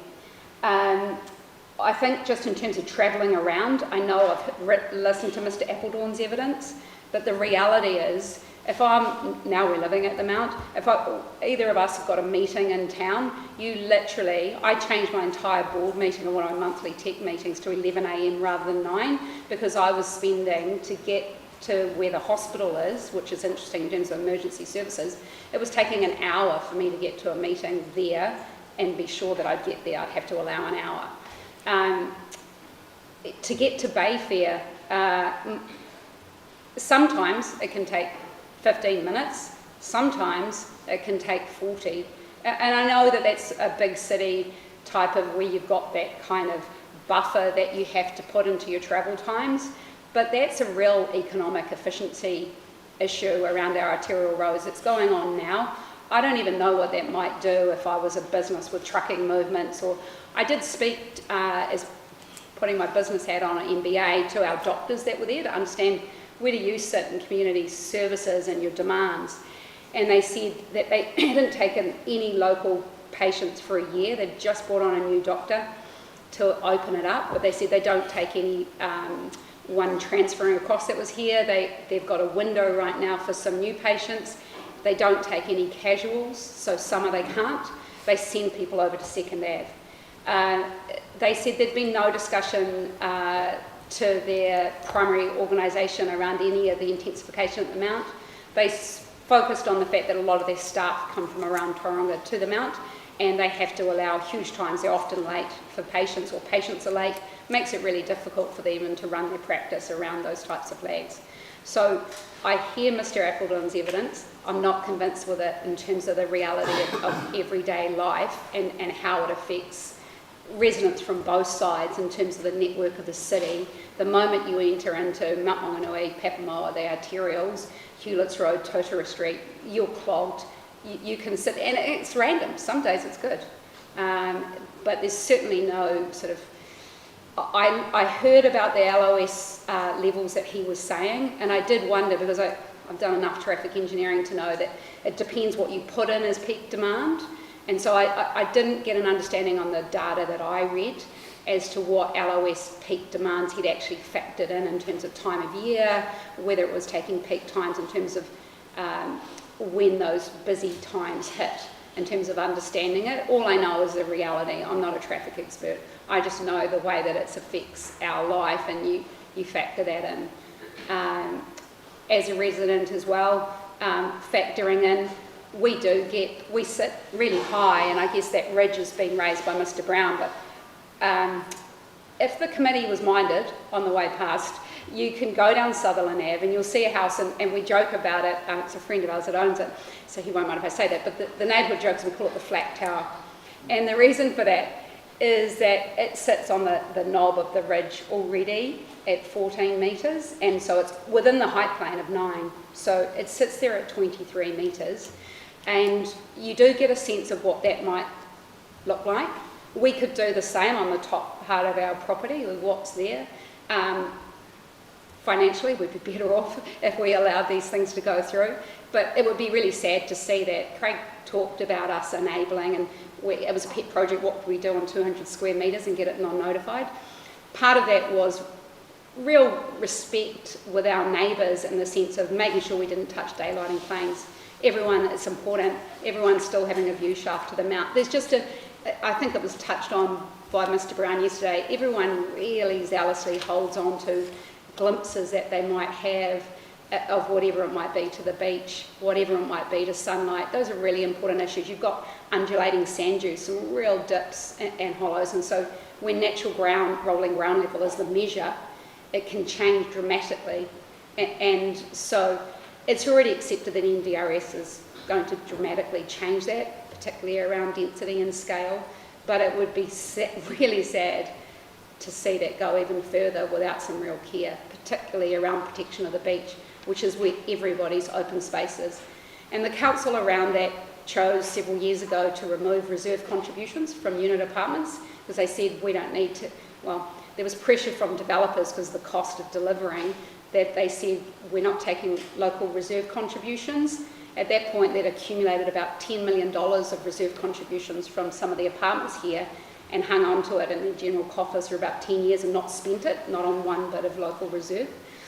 And so there was real pressure brought on by, again, Mr. McDonald. I acted for him on it to say, what have you done with our money?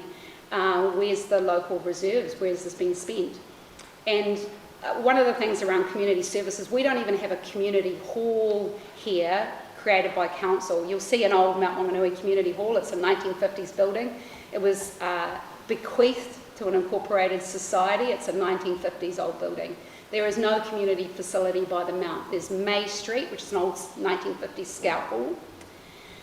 That's it. We sought them to spend that money back in 2010, I think, to spend that money on buying some open coastal reserves, on putting in a community facility. They didn't do it. They put in Purataka, and that was their idea of, that was what we negotiated by agreement was the best they could do, which was land that they owned, it was car park, and so they did a switch in their creative accounting about how they treated that, but then they developed commercial on the side of it. That's okay, but I guess all I'm saying is, in terms of promises to this community, since the jurisdiction of Mount Borough Council got assumed by Tauranga, there's a really strong feeling from the Mount that they only just started spending money here after a long time. I've got plans here of neighbourhood plans, 2002, that indicated the walkway that went down to Omanu. It's being delivered now, and we're being told that's being done as mitigation for further intensification. That was planned as to what was planned in 2002. So what we're getting now around Monganui Street being upgraded, the walkway, that's not mitigation for intensification, that's mitigation that's been promised and on the books and indicated by this council for a very long time. That's probably all I want to say.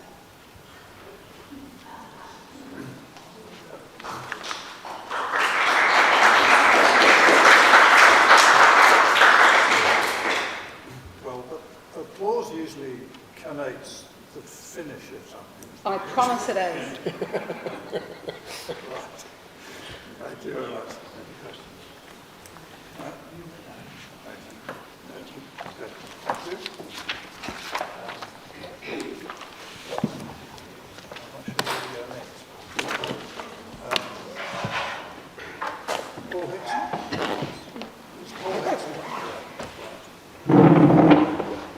Kito Trust.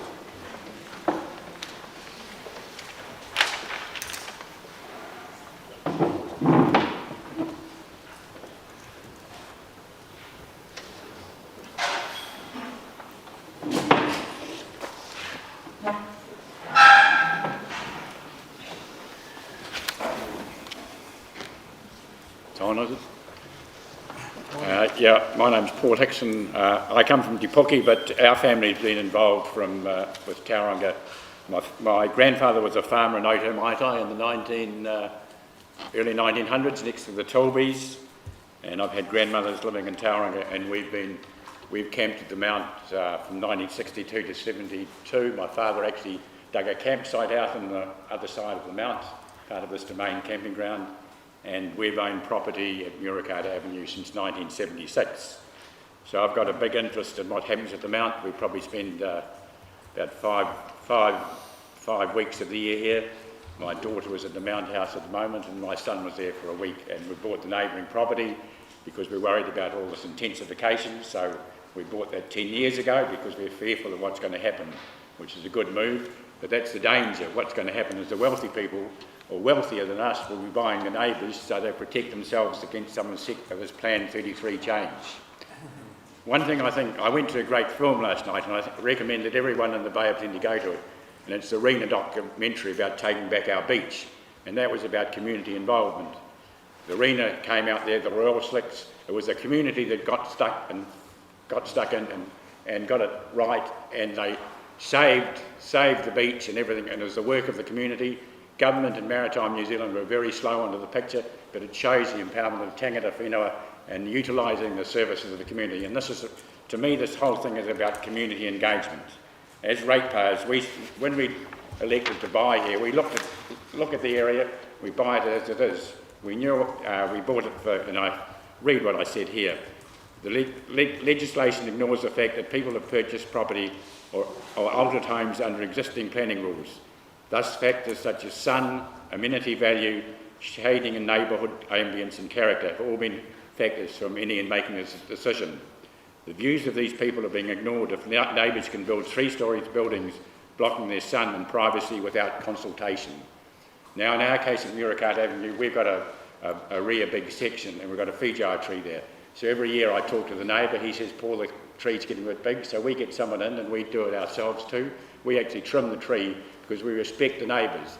This legislation means that people can build a 3-storey house next to you, blocking your views, shade, with no respect fact that you've got existing sun and privacy. For a city, the other big problem I think with the whole plan change proposed is the infrastructure in Tauranga. The previous speaker, she talked about roading and rail. We've got the roading and rail conflict on Tautuku Street. And the other big problem, which is not often talked about, is water. We come from Te Puke, or outside Te Puke. We had water taken from our farm, or our area, our catchment, to go to Western Bay, so they could use it for the Te Puke water supply. Now Te Puke, through the Whārai, is supplying water to Tauranga City, and Tapweka and the farmers object because we're short of water. We come over to the mount and we find in summertime we have water shortages here. So I don't know how the city can allow for planning, and they're talking about up to 40,000 extra people without water. And if you've got to flog water continually from rural areas, would need it for stock, kiwi fruit and for people, it's completely irresponsible planning. So that is a major factor, the supply of water. The other thing I think that, and the speaker before talked about view shafts. When we used to drive from Te Puke to the mount, we used to come along State Highway 2 into the mount, the roundabout, and the picture of Mao looks, you know, you drove along and saw it. It was an imposing view shaft that you drove in, and even from our farm at Pongakar, we can see the mount and you can see it in the distance, and it was sort of a feature of the Western Bay driving in. Now that is slowly being eroded. I'm not so much against the Zespri building because I'm a kiwi fruit grower, but I know Sue Hodgkin, who's a hard-working person who clears up the rubbish. She always talks to me, that's Zespri building, Paul, because she used to have a beautiful wall of the mount. So it's this loss of amenity that people on the mount and people, long-term residents, are slowly losing. I think that's about all I need to say. I'm sort of had a bit of a rave, and I know I'm not, I'm not, you know, the other difficulty as a member of the public is when you ask for submissions, you have all these complicated sections, so planners like Craig before and his wife can sort of go through and answer point by point and get all the legal stuff right. But I think in these community decisions, councils and central government had a responsibility to talk to all of us. We live here, we invest in here, and we've got a long term. We're looking for Kangata whenua do, they're great because they think of intergenerationally. So do I. We've had a family farm at Pongakar since 1892. We think of the future. We think of the future of our families. And these sort of big changes, central government through that plan change, and if our council back it up, I think they're being irresponsible. They should look to Auckland. Wayne Brown at least says we should do something about it. They have in Auckland, they have the Character Coalition, which fights against some of these plan changes. And there's another thing in Auckland which you should all like it called Let Auckland Decide, which has 10 points and has very good points about action that should be taken by citizens who oppose this sort of legislation. Thank you. Thank you, Mr. Hickson, and we'd be very happy to give you Wayne Brown. That's from a positive perspective, and maybe.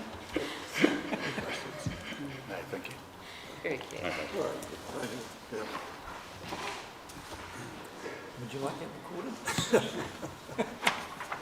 Oh, he'll hear about it, don't worry. It'll be recorded. John Snells? Thank you.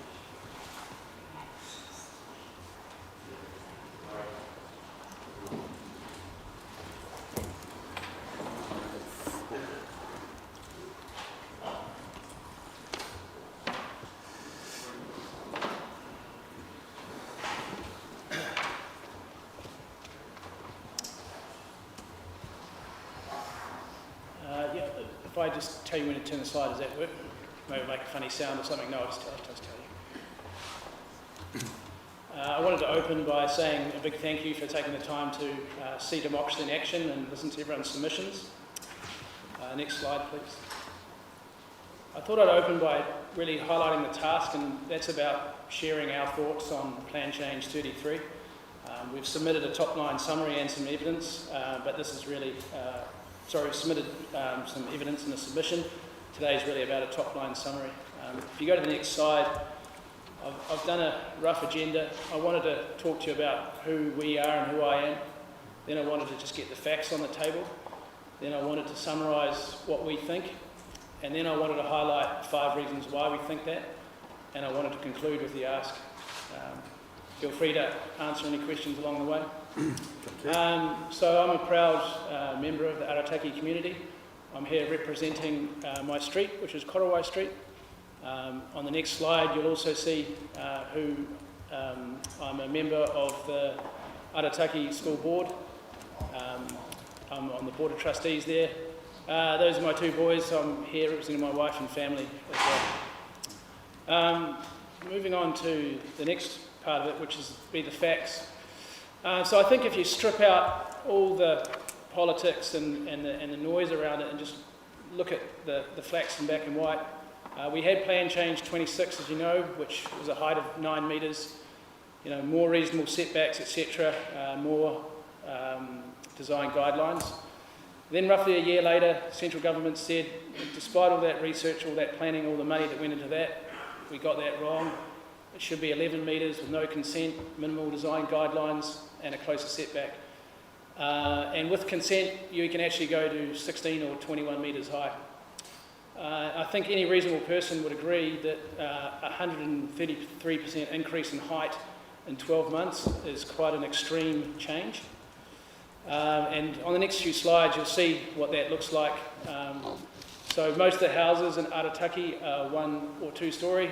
So that's what it would look like next to an 11 metre MDRS building. On the next slide, you'll see what it looks like against a 16 metre apartment block. And on the slide over, you'll see what it would look like against a 21 metre apartment block. Some people might point the finger at us and call us NIMBYs, but I would struggle to think that there's anyone living in the country in a 1 or 2 storey house that wants to live next to a 16 metre or a 21 metre apartment block. That's what it looks like if you had a 21 metre apartment block across the road from MDRS, which even that you can see is extreme if you look at the size of the cars, and you see the shadowing there. So those are the facts on the table. That's what we're talking about today. On the next slide, I wanted to talk to you about what we think. Firstly, we understand that the housing shortage, it's acute. At the one end of the scale, housing prices are expensive. At the other end of the scale, you've got people sleeping in cars. So we understand the need for intensification. We just feel that Plan Change 33 is extreme. And what we're focused on is what's the best outcome for Arataki. And we feel that's about taking a much more balanced approach. Next, I want to talk through 5 reasons why we believe that to be true. The first one is about infrastructure. You'll see on the next slide some thoughts there. Planning. I like the words from the great man, Winston Churchill. He talks about failing to plan is planning to fail. The lack of a plan is understandable, given this was enforced on us by the central government, and I think proof in the pudding is the spatial plan, which the council admitted themselves in an ideal world, you'd have the spatial plan first. I mean, when you look at the purpose of the plan, it states the purpose of the plan is to set the direction for how the area develops over the next 30 years. It will enable us to carefully plan the things that need to change now and in the future, as well as protecting the things people love about the area. If you look at that objectively and reasonably, I don't see how you do that when you can't consider what housing intensification looks like. And to make it even, I guess, more tricky is when you look at the public, when they're asked for feedback on the plan, what's happening with the housing isn't even clearly stated on it. And so I think there's a big risk. With lack of planning, you get a poor outcome for the community.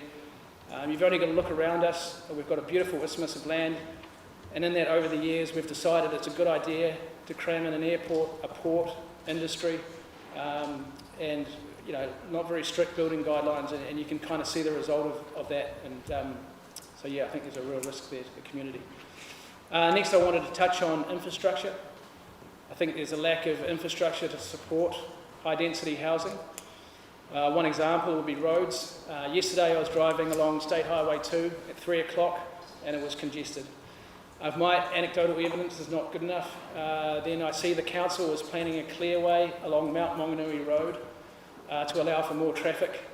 Whether you should allow for more traffic down there is another debate, but I don't see how a clearway is going to work when the new housing regulations don't allow for off-street parking. In addition to that, there's a user pays system being mooted for State Highway 2. which suggests again there isn't enough budget to allow for infrastructure. I know one argument's going to be, don't worry, everyone's going to ride bikes and catch public transport.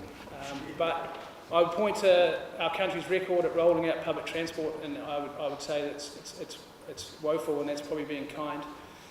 So I think there's a real risk that when you look at roads alone, you're just going to end up with congested streets and cars piled up awkwardly on the footpath. Next, I wanted to touch on the numbers. So if you look at the growth numbers, I'd question whether you actually need high density. These numbers are taken from the spatial plan. So the current population is roughly 22,000 and 11,000 dwellings. The forecast by 2058 is for 27,000 people and a need of 13,000 dwellings. The run rate per year is 62 dwellings. We achieved that in 2021. So I'm not saying you don't need intensification, I think we do, but do you need it to be high density? I'd really question that, because especially when you're not properly prepared with planning, budgets and infrastructure, it's a big risk to alter the skyline. Just to clarify, those numbers relate to what part of the city? Oh, sorry, yeah, that's a good question. That's the Mount and Arataki together. Yeah. Thank you. Yep. On the two more points to go, number 4 is in relation to proximity to the town centre. I get the ambition, let's create town centres, and much like London and Australia, or to a much lesser extent Auckland, everyone walks or catches public transport to the town centre. They get everything they need, all the public amenities, and if that's not there, then they get whisked away in an efficient public transport system. But the reality is, in Arataki, our town centre is a shopping mall, which is surrounded by a car park, and there isn't adequate public transport. And I know there's lots of good planning and lots of ambition to fix it, but again, I'd point to our track record in terms of ability to roll that out. The last point on the next slide, and arguably the most important, is the sense of community. Arataki is a great place to live. It's a wonderful place to bring up children, and people really love living there. And our fear is that by dramatically changing the skyline, you change what people really love about the community. Further to that, there's really low awareness of this even taking place. As I mentioned before, I'm on the school board, and no one on the board knew, even the principal didn't know about it, and that's despite several meetings with the council.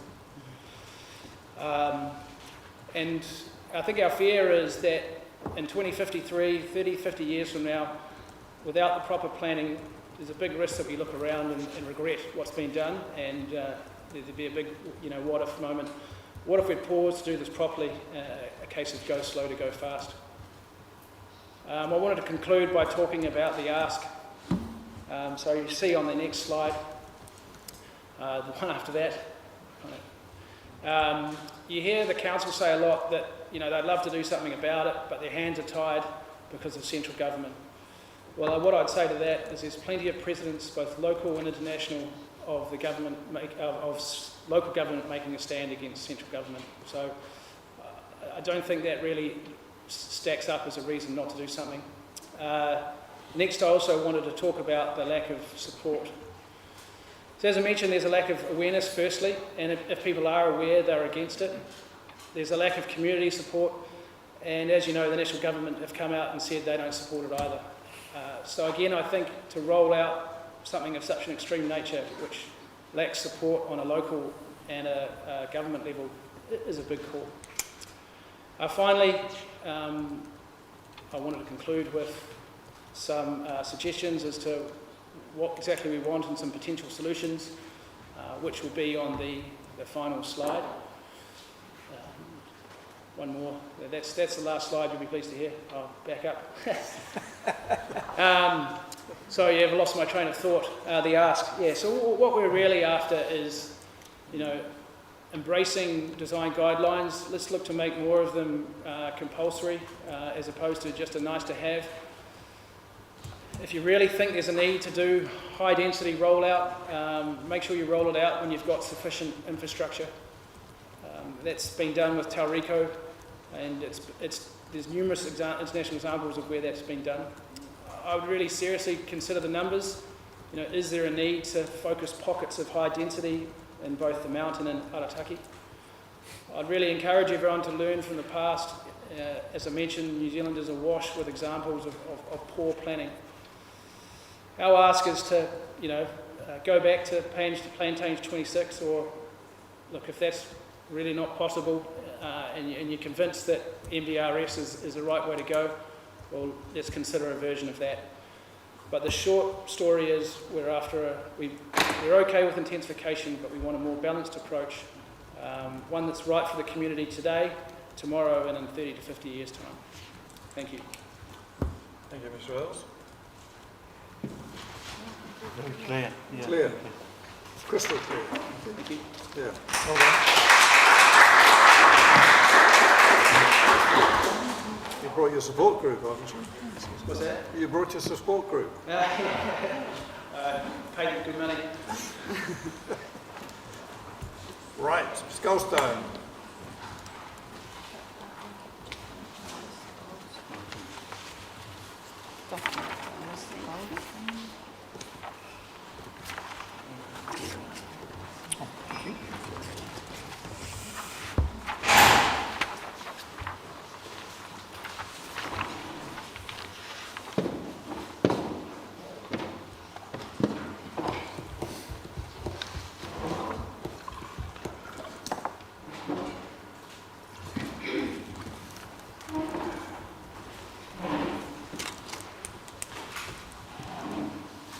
Right.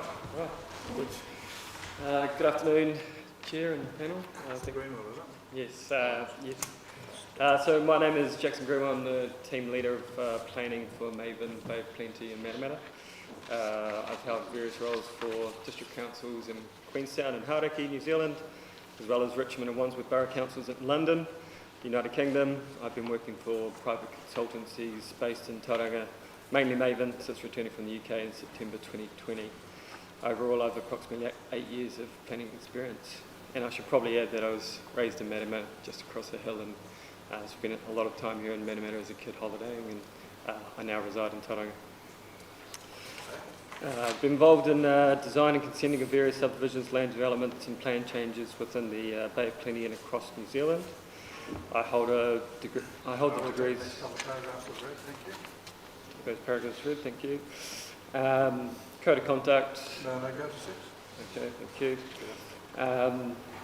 Just as an introduction to Brian Goldstone, Mr. Goldstone owns a property at 42 Ritter Street, Mount Maunganui. This property is located within the operative high density zone already and is subject to the high density amendments plan change 33. The property is a short walk to the Mount Maunganui town centre. Mr. Goldstone is an Omakaroa resident and developer of his family farm of 83 years. This is now known as Harbour Ridge. Mr. Goldstone holds 42 Ritter Street as a vacant property, but he intends to redevelop the site into multiple units and retain one as his family home. As an experienced land developer, Mr. Goldstone understands that greenfield land within the region is rare and at a premium cost. Land on the outskirts of Tauranga also has significant development constraints due to its undulating topography, poor soil types and associated earthworks and retaining costs. Mr. Goldstone believes that it makes sense to develop our centres and intensify our centres around existing amenities and infrastructure, as greenfield development alone will not alleviate our housing pressures. Mr. Goldstone would like to also clarify that he's not actually related to submitters supporting increased height, as some submitters have suggested. He is also not party to any council land purchases within Mount Maunganui, which has been suggested. Within the scope of evidence, I'll address the planning matters primarily relating to our initial submission. Those include the Mount Maunganui town centre and the high density residential zone heights, the qualifying matters that apply, and the relationship between those heights and the qualifying matters. Preparing the statement of read Council's Section 32A report and relevant sections of the 42A report, hearings report and the appendices. So as an introduction, Mr. Goldstone's submission originally stated that the notified high density height of 11 metres on the relevant planning maps for his property was too restrictive to allow for high density type development. the submission requested a reassessment of that allowable height. Following that, Council's Section 42A report recommends that the applicable heights be amended for the Mount Maunganui area, specifically for the height of this property and the surrounding high density zone, to be revised to 22 metres. Council's Section 42A report also recommends amendments to the specific rules that apply so that they match those heights as indicated on the planning maps. Qualifying matters remain as separate overlays. Mr Goldstone supports these changes. He believes that increased density and height provided by Plan Change 33 is required to allow for Mount Maunganui to develop into a vibrant centre. Growth within and surrounding our centres is required to mitigate the current level of urban sprawl that the region is experiencing. There are achievable hard and soft solutions to the infrastructure and transportation issues that many submitters have raised as objections to what the high density residential amendments seek to achieve. Mr Goldstone would also like to note that the changes to built form of Mount Maunganui will not be immediate. The changes will occur over the next 10, 20 and 30 years. This will allow time for residents and visitors to adapt to change. The high density amendments will provide support for additional modern housing, shape a centre that is expected for the era, and provide confidence to residents and developers on the built form that can be achieved. The amended heights recommended by the Council's 42A report are directly related to the Mount Maunganui commercial zone being defined as a town centre and the application of walkable catchments. Therefore, I have some comments with this regard.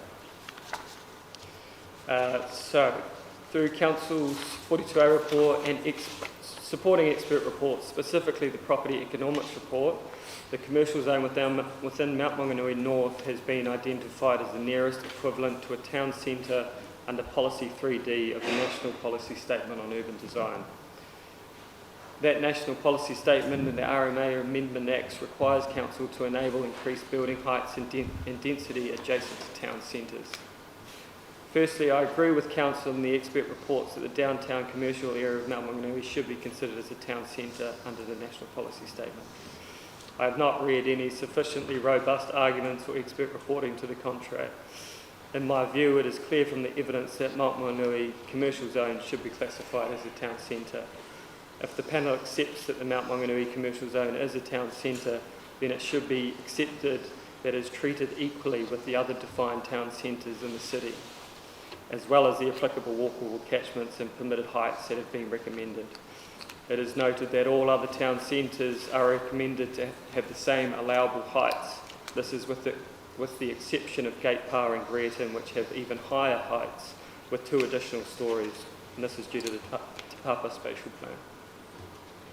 I do not agree with submissions that the Mount Maunganui commercial area should be treated with special circumstance due to its bias as an entertainment destination or lack of walkable supermarket, as some have stated. The operative commercial zone rules permit a large range of activities, including retail and offices, business activities, community facilities, and minor public recreational facilities. The makeup of a commercial zone is fluid within the bounds of its permitted activities set by the plan. It is the market demand that has driven the current occupation of premises, and the market will continue to drive the future occupation of the town centre. The activities which some submitters state lacking from the Mount Maunganui area provided as permitted activities and could establish without any difficulty should the demand be found for them. A case in point is the fact that a 4-square supermarket is about to open on the corner of Maunganui Road and Banks Ave later this month. Overall, the market will respond as the area continues to develop over time. I also note that the Mount Maunganui commercial zone has a large amount of old single-storey building stock. Again, with permitted standards, these buildings could be redeveloped under the current rules to provide for additional stories, to provide for further commercial space. Regarding the walkable catchments applied by Council to inform the height change, I've read Council's justification for the 800-metre walkable catchment around town centres. I consider that Council's discussion and analysis with its use of national guidance, I believe, is sufficiently robust. I have no comment on the exact boundaries of those walkable catchments, except to the extent that Mr Goldstone's property is clearly within a 400-metre distance of the Mount Maunganui town centre. The high-density residential zone and classified town centre walkable catchment provides heights to enable 6 stories within the first 400 metres, and then 4 stories from 400 to 800 metres from the centre. Again, this is except for Gate Pa and Brereton, which have 2 additional stories respectively. I support the tiered height strategy, as these distances set a logical transition of height from the commercial centre to the medium density residential zone, which has a permitted height of 11 metres. This is also supported by Council and Kāinga Ora statements that enabling greater permitted height between the zones will support in differentiating the planned built form outcomes between the medium density and the high density zones. The medium density amendments themselves are a significant upzoning from the existing residential standards. Therefore, a similar weighted response is required to the policy and rules for the high density zone for there to be a clear delineation from medium density to high density. It was illogical, as initially notified, to apply a blanket 11 metre height limit on a zone that is intended for high density when that is the same height for medium density. With respect to the subject site, it's obviously in very close proximity to the commercial centre of Mount Maunganui.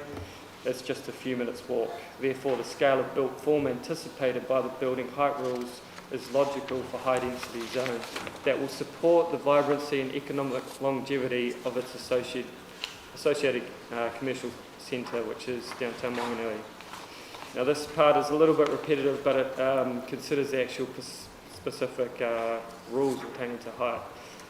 Council Section 42A report recommends amendments to the actual specific rules regarding the permitted heights so that they match the heights indicated on the specific maps. This recommendation removes the illogical 11 metre height trigger for resource consent that was previously notified. Regarding the proposed height amendments, I agree with the justification of Council's Section 42A report, namely that the amendments are consistent with the intentions of the National Policy Statement for Urban Design and the RMA amendment legislation, and that amendment to the allowable heights is appropriate. I agree with Council's statement that Section 77H of the Amendment Act provides Council the ability to enable a greater level of development in a zone than provided for by medium density rules by including rules that are more lenient. In this case, it is the permitted height for the purpose of giving effect to the National Policy Statement on Urban Design within the identified high density zone, as I've already outlined. The amendment provides clarity on the built form for the high density zone. Council's approach of increasing permitted height from 11 metres as initially notified to 22 metres per the amended maps will remove illogical consenting requirements and encourage the built form that is anticipated by the National Policy Statement on Urban Design. However, it should also be acknowledged and understood by the panel and submitters that the 22 permitted height will not be the only influencing factor on the practical height of buildings that can be achieved without a resource consent. There are other influencing qualifying matters, such as the cultural view shaft, that will have an impact on and in some cases will likely reduce the height available for development without a resource consent. I would also note to the panel that many submitters have appeared to have confused height against the density when considering the impacts of development on infrastructure. While height will influence density, resource consent remains a requirement for more than 3 dwellings, and infrastructure capacity considerations are a requirement of that process. Urban design and transportation assessments are also expected per the provisions of the plan. Overall, we support Council on their revision to permitted heights within the high density zone. Specific support is obviously provided for 22 metre heights within the 400 metre catchment of the high density zone from the Mount Maunganui Commercial Centre, which is Brian Goldstone's property. With respect to the view shaft heights, Mr. Goldstone supports the cultural view shaft height of 22.8 metres per the datum as it applies to his property. It's acknowledged that the amendments through the plan did not actually amend the view shafts as they currently exist in the existing plan, but the method to measure the view shaft heights has been amended. The way in which Council have amended the cultural view shafts are displayed on planning maps as a positive amendment to the plan. Previously, to calculate the view shaft, there was quite a complicated formula being applied, which is existing ground level plus permitted height plus the contour height shown on the various maps. However, this formula was only stated on the physical map. It didn't often show on the council GIS system, nor is it written in the city plan text. So this existing arrangement was confusing and it's led to misinterpretation of the view shafts. The proposed updated view shaft maps, they utilise an RL level from sea level to the current datum. And in terms of the maps, they have clear interpretation, so they're a positive improvement to the plan. It's noted that height is misspelt in the last sentence of the annotation on the index map. That's just a minor typo to be corrected. I'd also suggest that the annotation on those index maps is provided as a supporting provision or just an advice note within the text of the city plan. Submitters in the hearing panel should be aware that there are multiple influencing matters which will have an impact on the built form of Mount Maunganui. For the benefit of the panel, thinking in a practical context, I've provided a bit of a site assessment for 42 Reeder Street with respect to the recommended height amendments.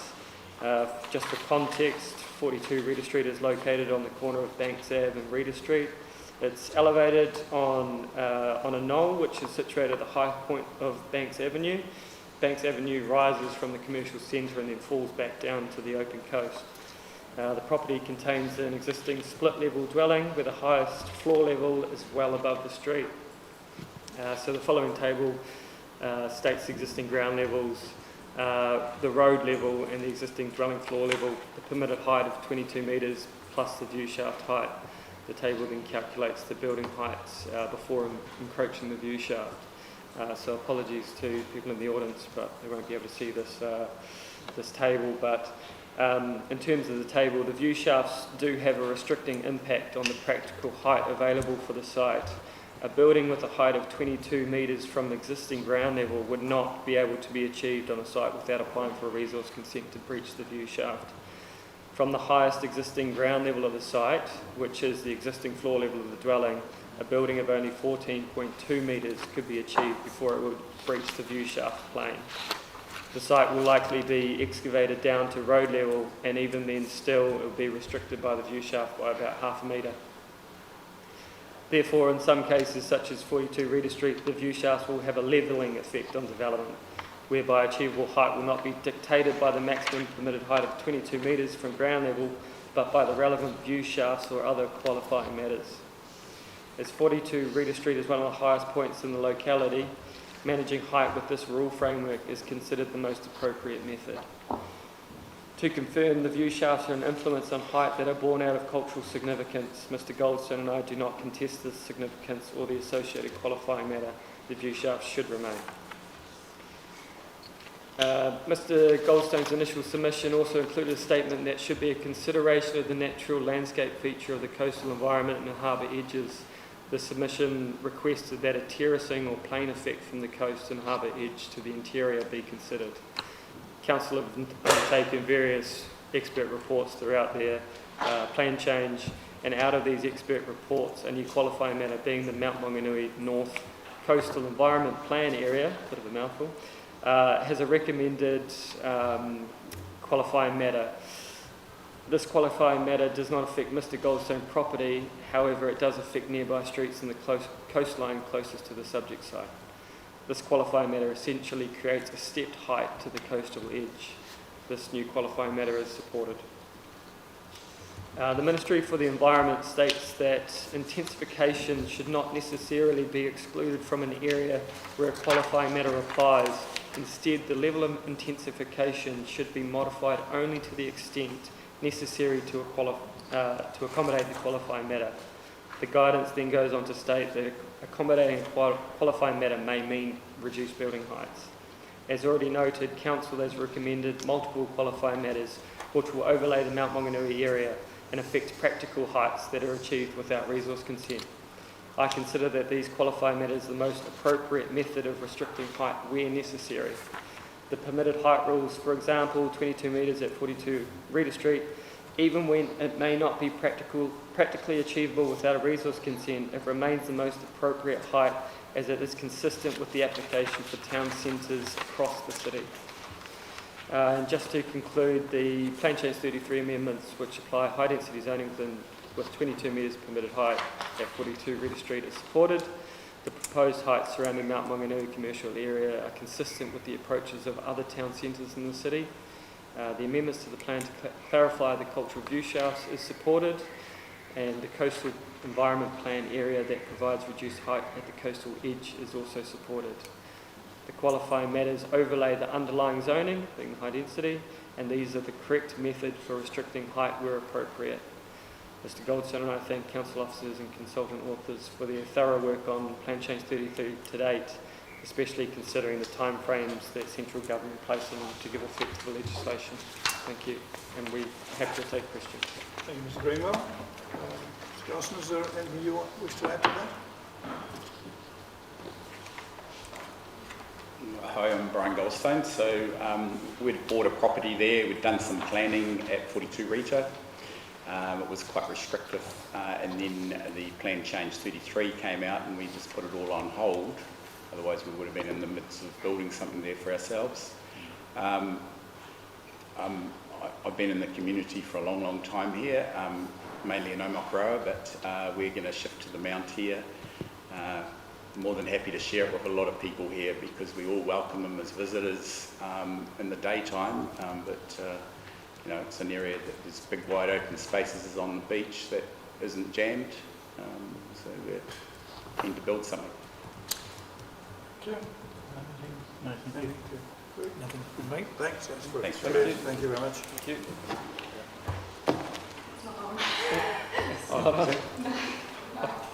Well, did you all hear that, or you want to hear it again? Good try. Yes, what would you do? Some more papers for your file. Last one, Dave.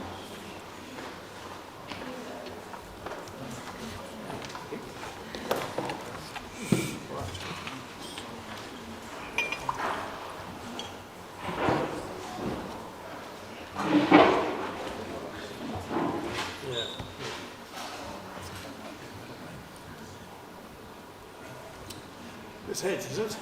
Yes. Not Miss Slade. No. We had you down as Miss Slade. No. That's good. Well, welcome. Thank you. Good afternoon, I think, yes. It might be. It is. This Now is there's a microphone somewhere. Is this... Oh, you've got it.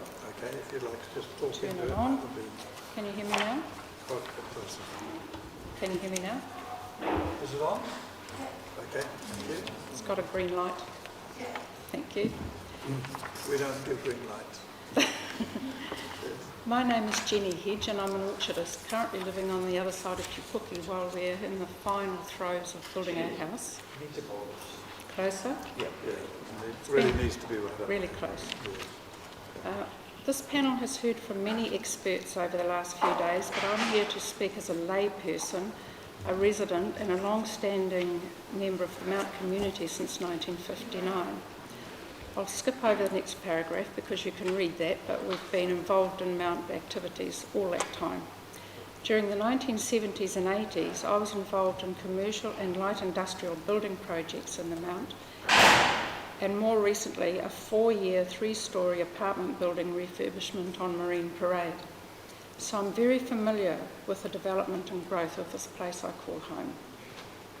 Services in the Mount Village, downtown Mount Maunganui, where I was involved in business for many years, has developed into a highly desirable destination for boutique shopping, quite unusual in New Zealand as it has only 2 chain stores. There are also great restaurants and cafes, and it has remained at a human scale similar to Devonport and Noosa in Queensland. I understand recently, or I heard recently, that Noosa has managed to secede from its regional authority. That's quite appealing. Only they had Bob Ansett to help and we haven't. However, as other submitters have commented, our main everyday shopping area is Mount New World, Z Energy and Tweed Street, Central Parade shops for dry cleaning and postal services, and Bayfair shopping for a wider range of shopping facilities and where better parking facilities are available. Plan Change 33 is designed around designated centres offering various services which have been well described, but this isn't the case in Mount North or Bayfair, Arataki. They're just not there. Traffic. The traffic volume has increased dramatically over the years since 1959 when the two-lane Mangatapu Bridge was opened. This was followed by the Tauranga Marina, the opening of the Harbour Bridge, increased growth at the Port of Tauranga, which led to the intensification of industry and commercial premises along Hewlett Road, the roads around it and on airport land. The development of high-rise buildings at the northern end of the isthmus, leading to increased holiday traffic, and the development of the cruise ship trade. So it's become quite busy here. Traffic congestion around Tauranga has become unmanageable to the extent the Tauranga City Council is now considering congestion charges. Who would have thought? This puts Tauranga City on a par with London, which is a city with a very good underground transport system, ferries, the famous red buses and a taxi fleet. In the Mount, the City Council has recently announced its intention to consider parking meters in the area north of Bank Street. Further comment is that the problem is that people want to park all day along the mall and the beachfront. Of course they do. If they've come to spend the day at the beach, they don't get all packed up for 30 or 60 minutes on the beach. The council might well consider a summer park and ride from the Bay Park Stadium car park instead. Plan Change 33 in the areas defined by the Tauranga City Council for Mount North will add further challenges to the transport system, as well as creating significant barriers for evacuation. And this is where I get a bit excited on this topic. Evacuation and emergencies. Of genuine concern is that residents across the isthmus from Mount to Arataki would quickly be locked in by a tsunami, an earthquake, flooding or a chemical event or explosion at the port.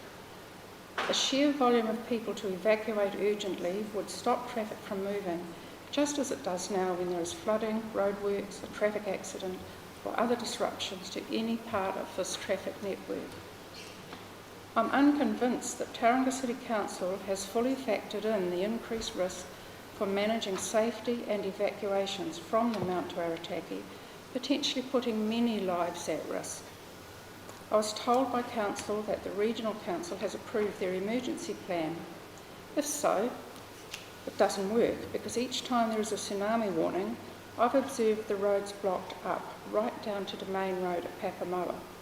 Drivers were trying to get into Welcome Bay Road and up to the top of the Papamoa's hills, but they can't. This has happened repeatedly in recent years.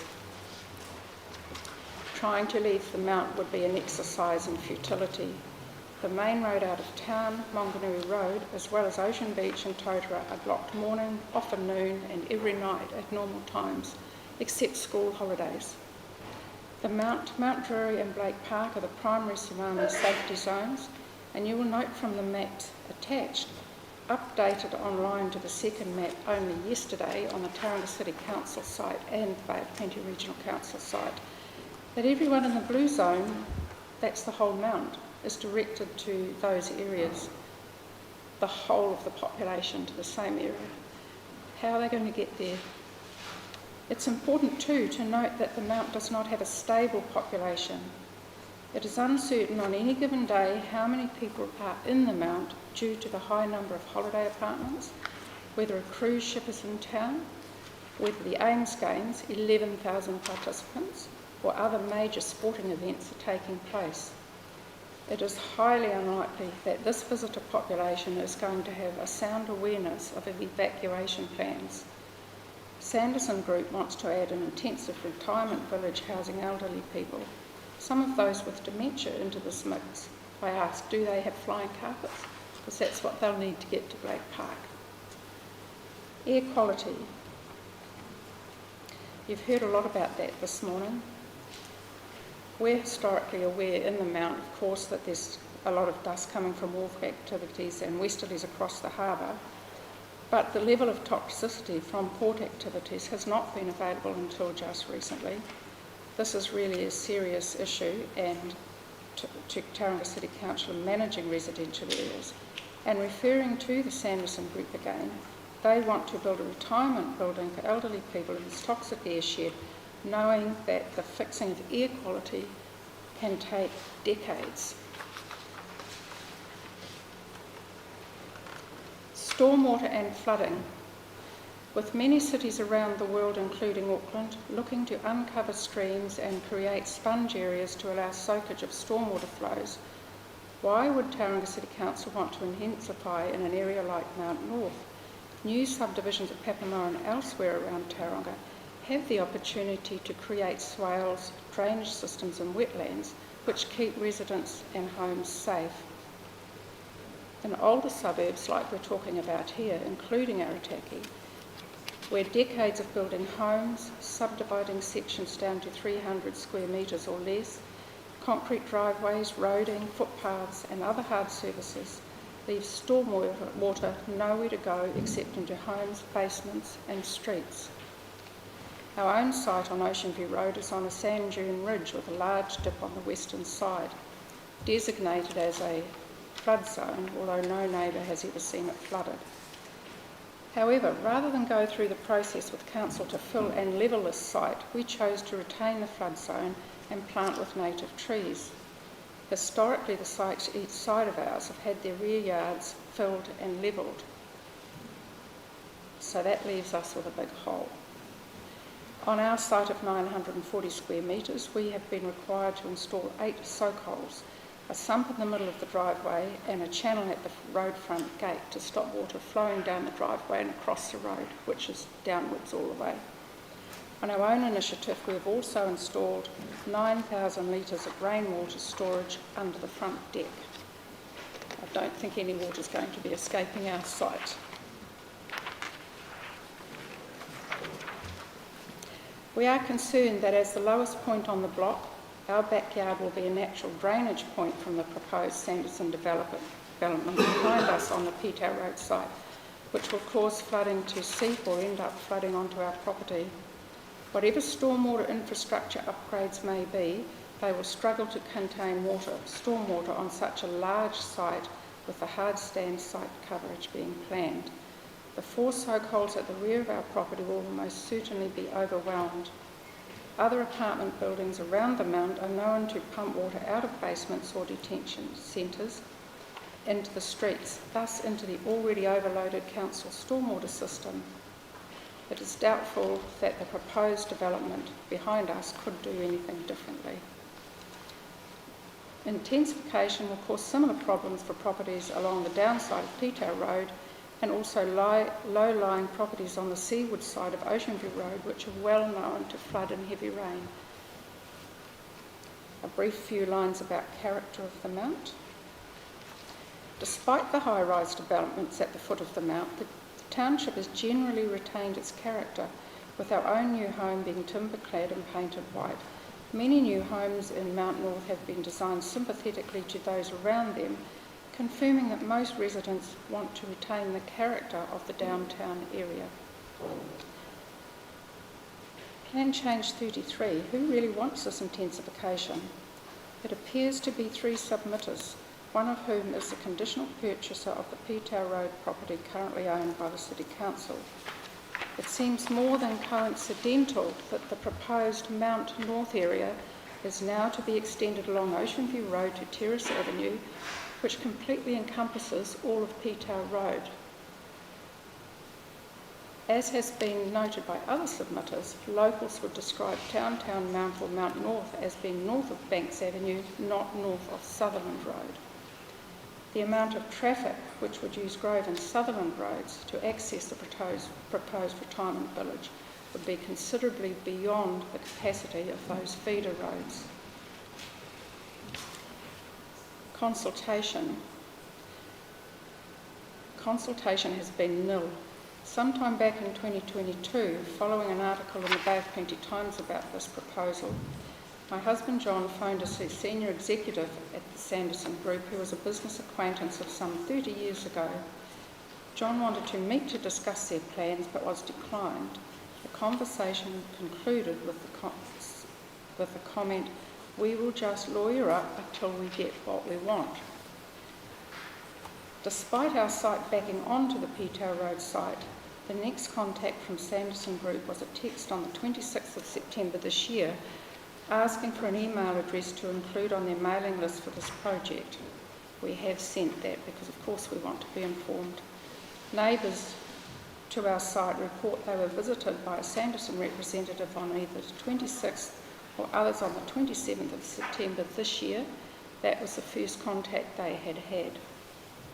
To be clear, we are totally opposed to this proposal, and the Mount to Arataki Spatial Plan Draft Intervention Summary providing housing choice, dated September this year, providing housing choice along Monganui Road, to investigate allowing for higher density up to 4 stories along key public transport routes, particularly Monganui Road. Pitau Road is not a key public transport road. It is entirely residential with 1 and 2 stories. Planning. In the New Zealand Herald, 16th of May 2022, Tauranga Commission Chair Anne Tolley, discussing different centres in the southwest of Tauranga, was reported as saying we are being led by the developers, not our city planning. I would say likewise in the Mount, although I remain surprised at the general level of support from Tauranga City Council planners for the Sanderson proposal. Yesterday we heard from Sanderson Group that more usually their retirement villages are built on sites of 10 to 15 hectares, but in an urban zone they are wanting to replicate this type of facility on 1 hectare. That must give the panel some serious pause for thought. There was also an interesting comment yesterday from somebody else about the built form being related to changes in land form, presumably sand dunes, and another suggesting 4 stories in Main Street but up to 6 stories either side of it. To the best of my knowledge, since the development of the earlier high-rise buildings in the Mount, town planning has seen higher buildings down the spine of the Mount, lower towards the beaches and harbour. Commission Chair Anne Tolley also used the word instructed by central government to describe how Tauranga City Council must intensify the city. A number of other cities have or are seeking to exclude some areas from intensification due to serious water, wastewater, stormwater constraints as well as character. Tauranga could easily do the same. There has been considerable conversation in New Zealand about managed retreat from the coastline, which in itself forms a very solid reason to refrain from intensifying the Mount to Arataki and much of the area behind, given that Tauranga seems to be spreading very quickly out to Makatu. To summarise, Tauranga City Council needs to show good faith and complete the Mount to Arataki spatial plan, including residential, find out what the residents of Mount Monganui want for their plan before rushing into Plan Change 33. I agree with Barry Brown and others about the utter confusion, the labyrinth, caused by communication sent out by Council. It feels like a rush job for whatever reason, and rush jobs really end well. Thank you.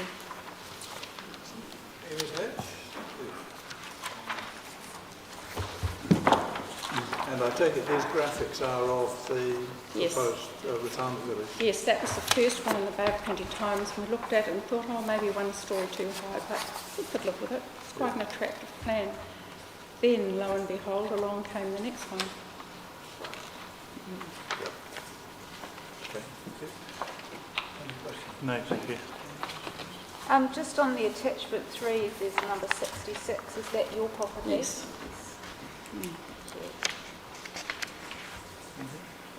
No, thank you. Thank you very much. Thank you.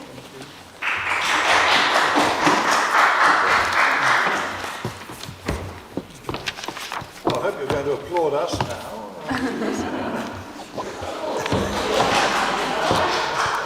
That's right, you know, we've got to be balanced and so on. Right. Well, that's, unless, does council have anything it wishes to comment on? All right. Well, that's the end of today's session and the end of our brief sojourn at the Mount. So thank you for your hospitality, we appreciate that. And we resume on Monday in a church. No, council chambers. Oh, council chamber, oh, right, and then a church. So thank you all, have a very pleasant weekend everybody, and we might see some of you next Monday. Thank you. Thanks.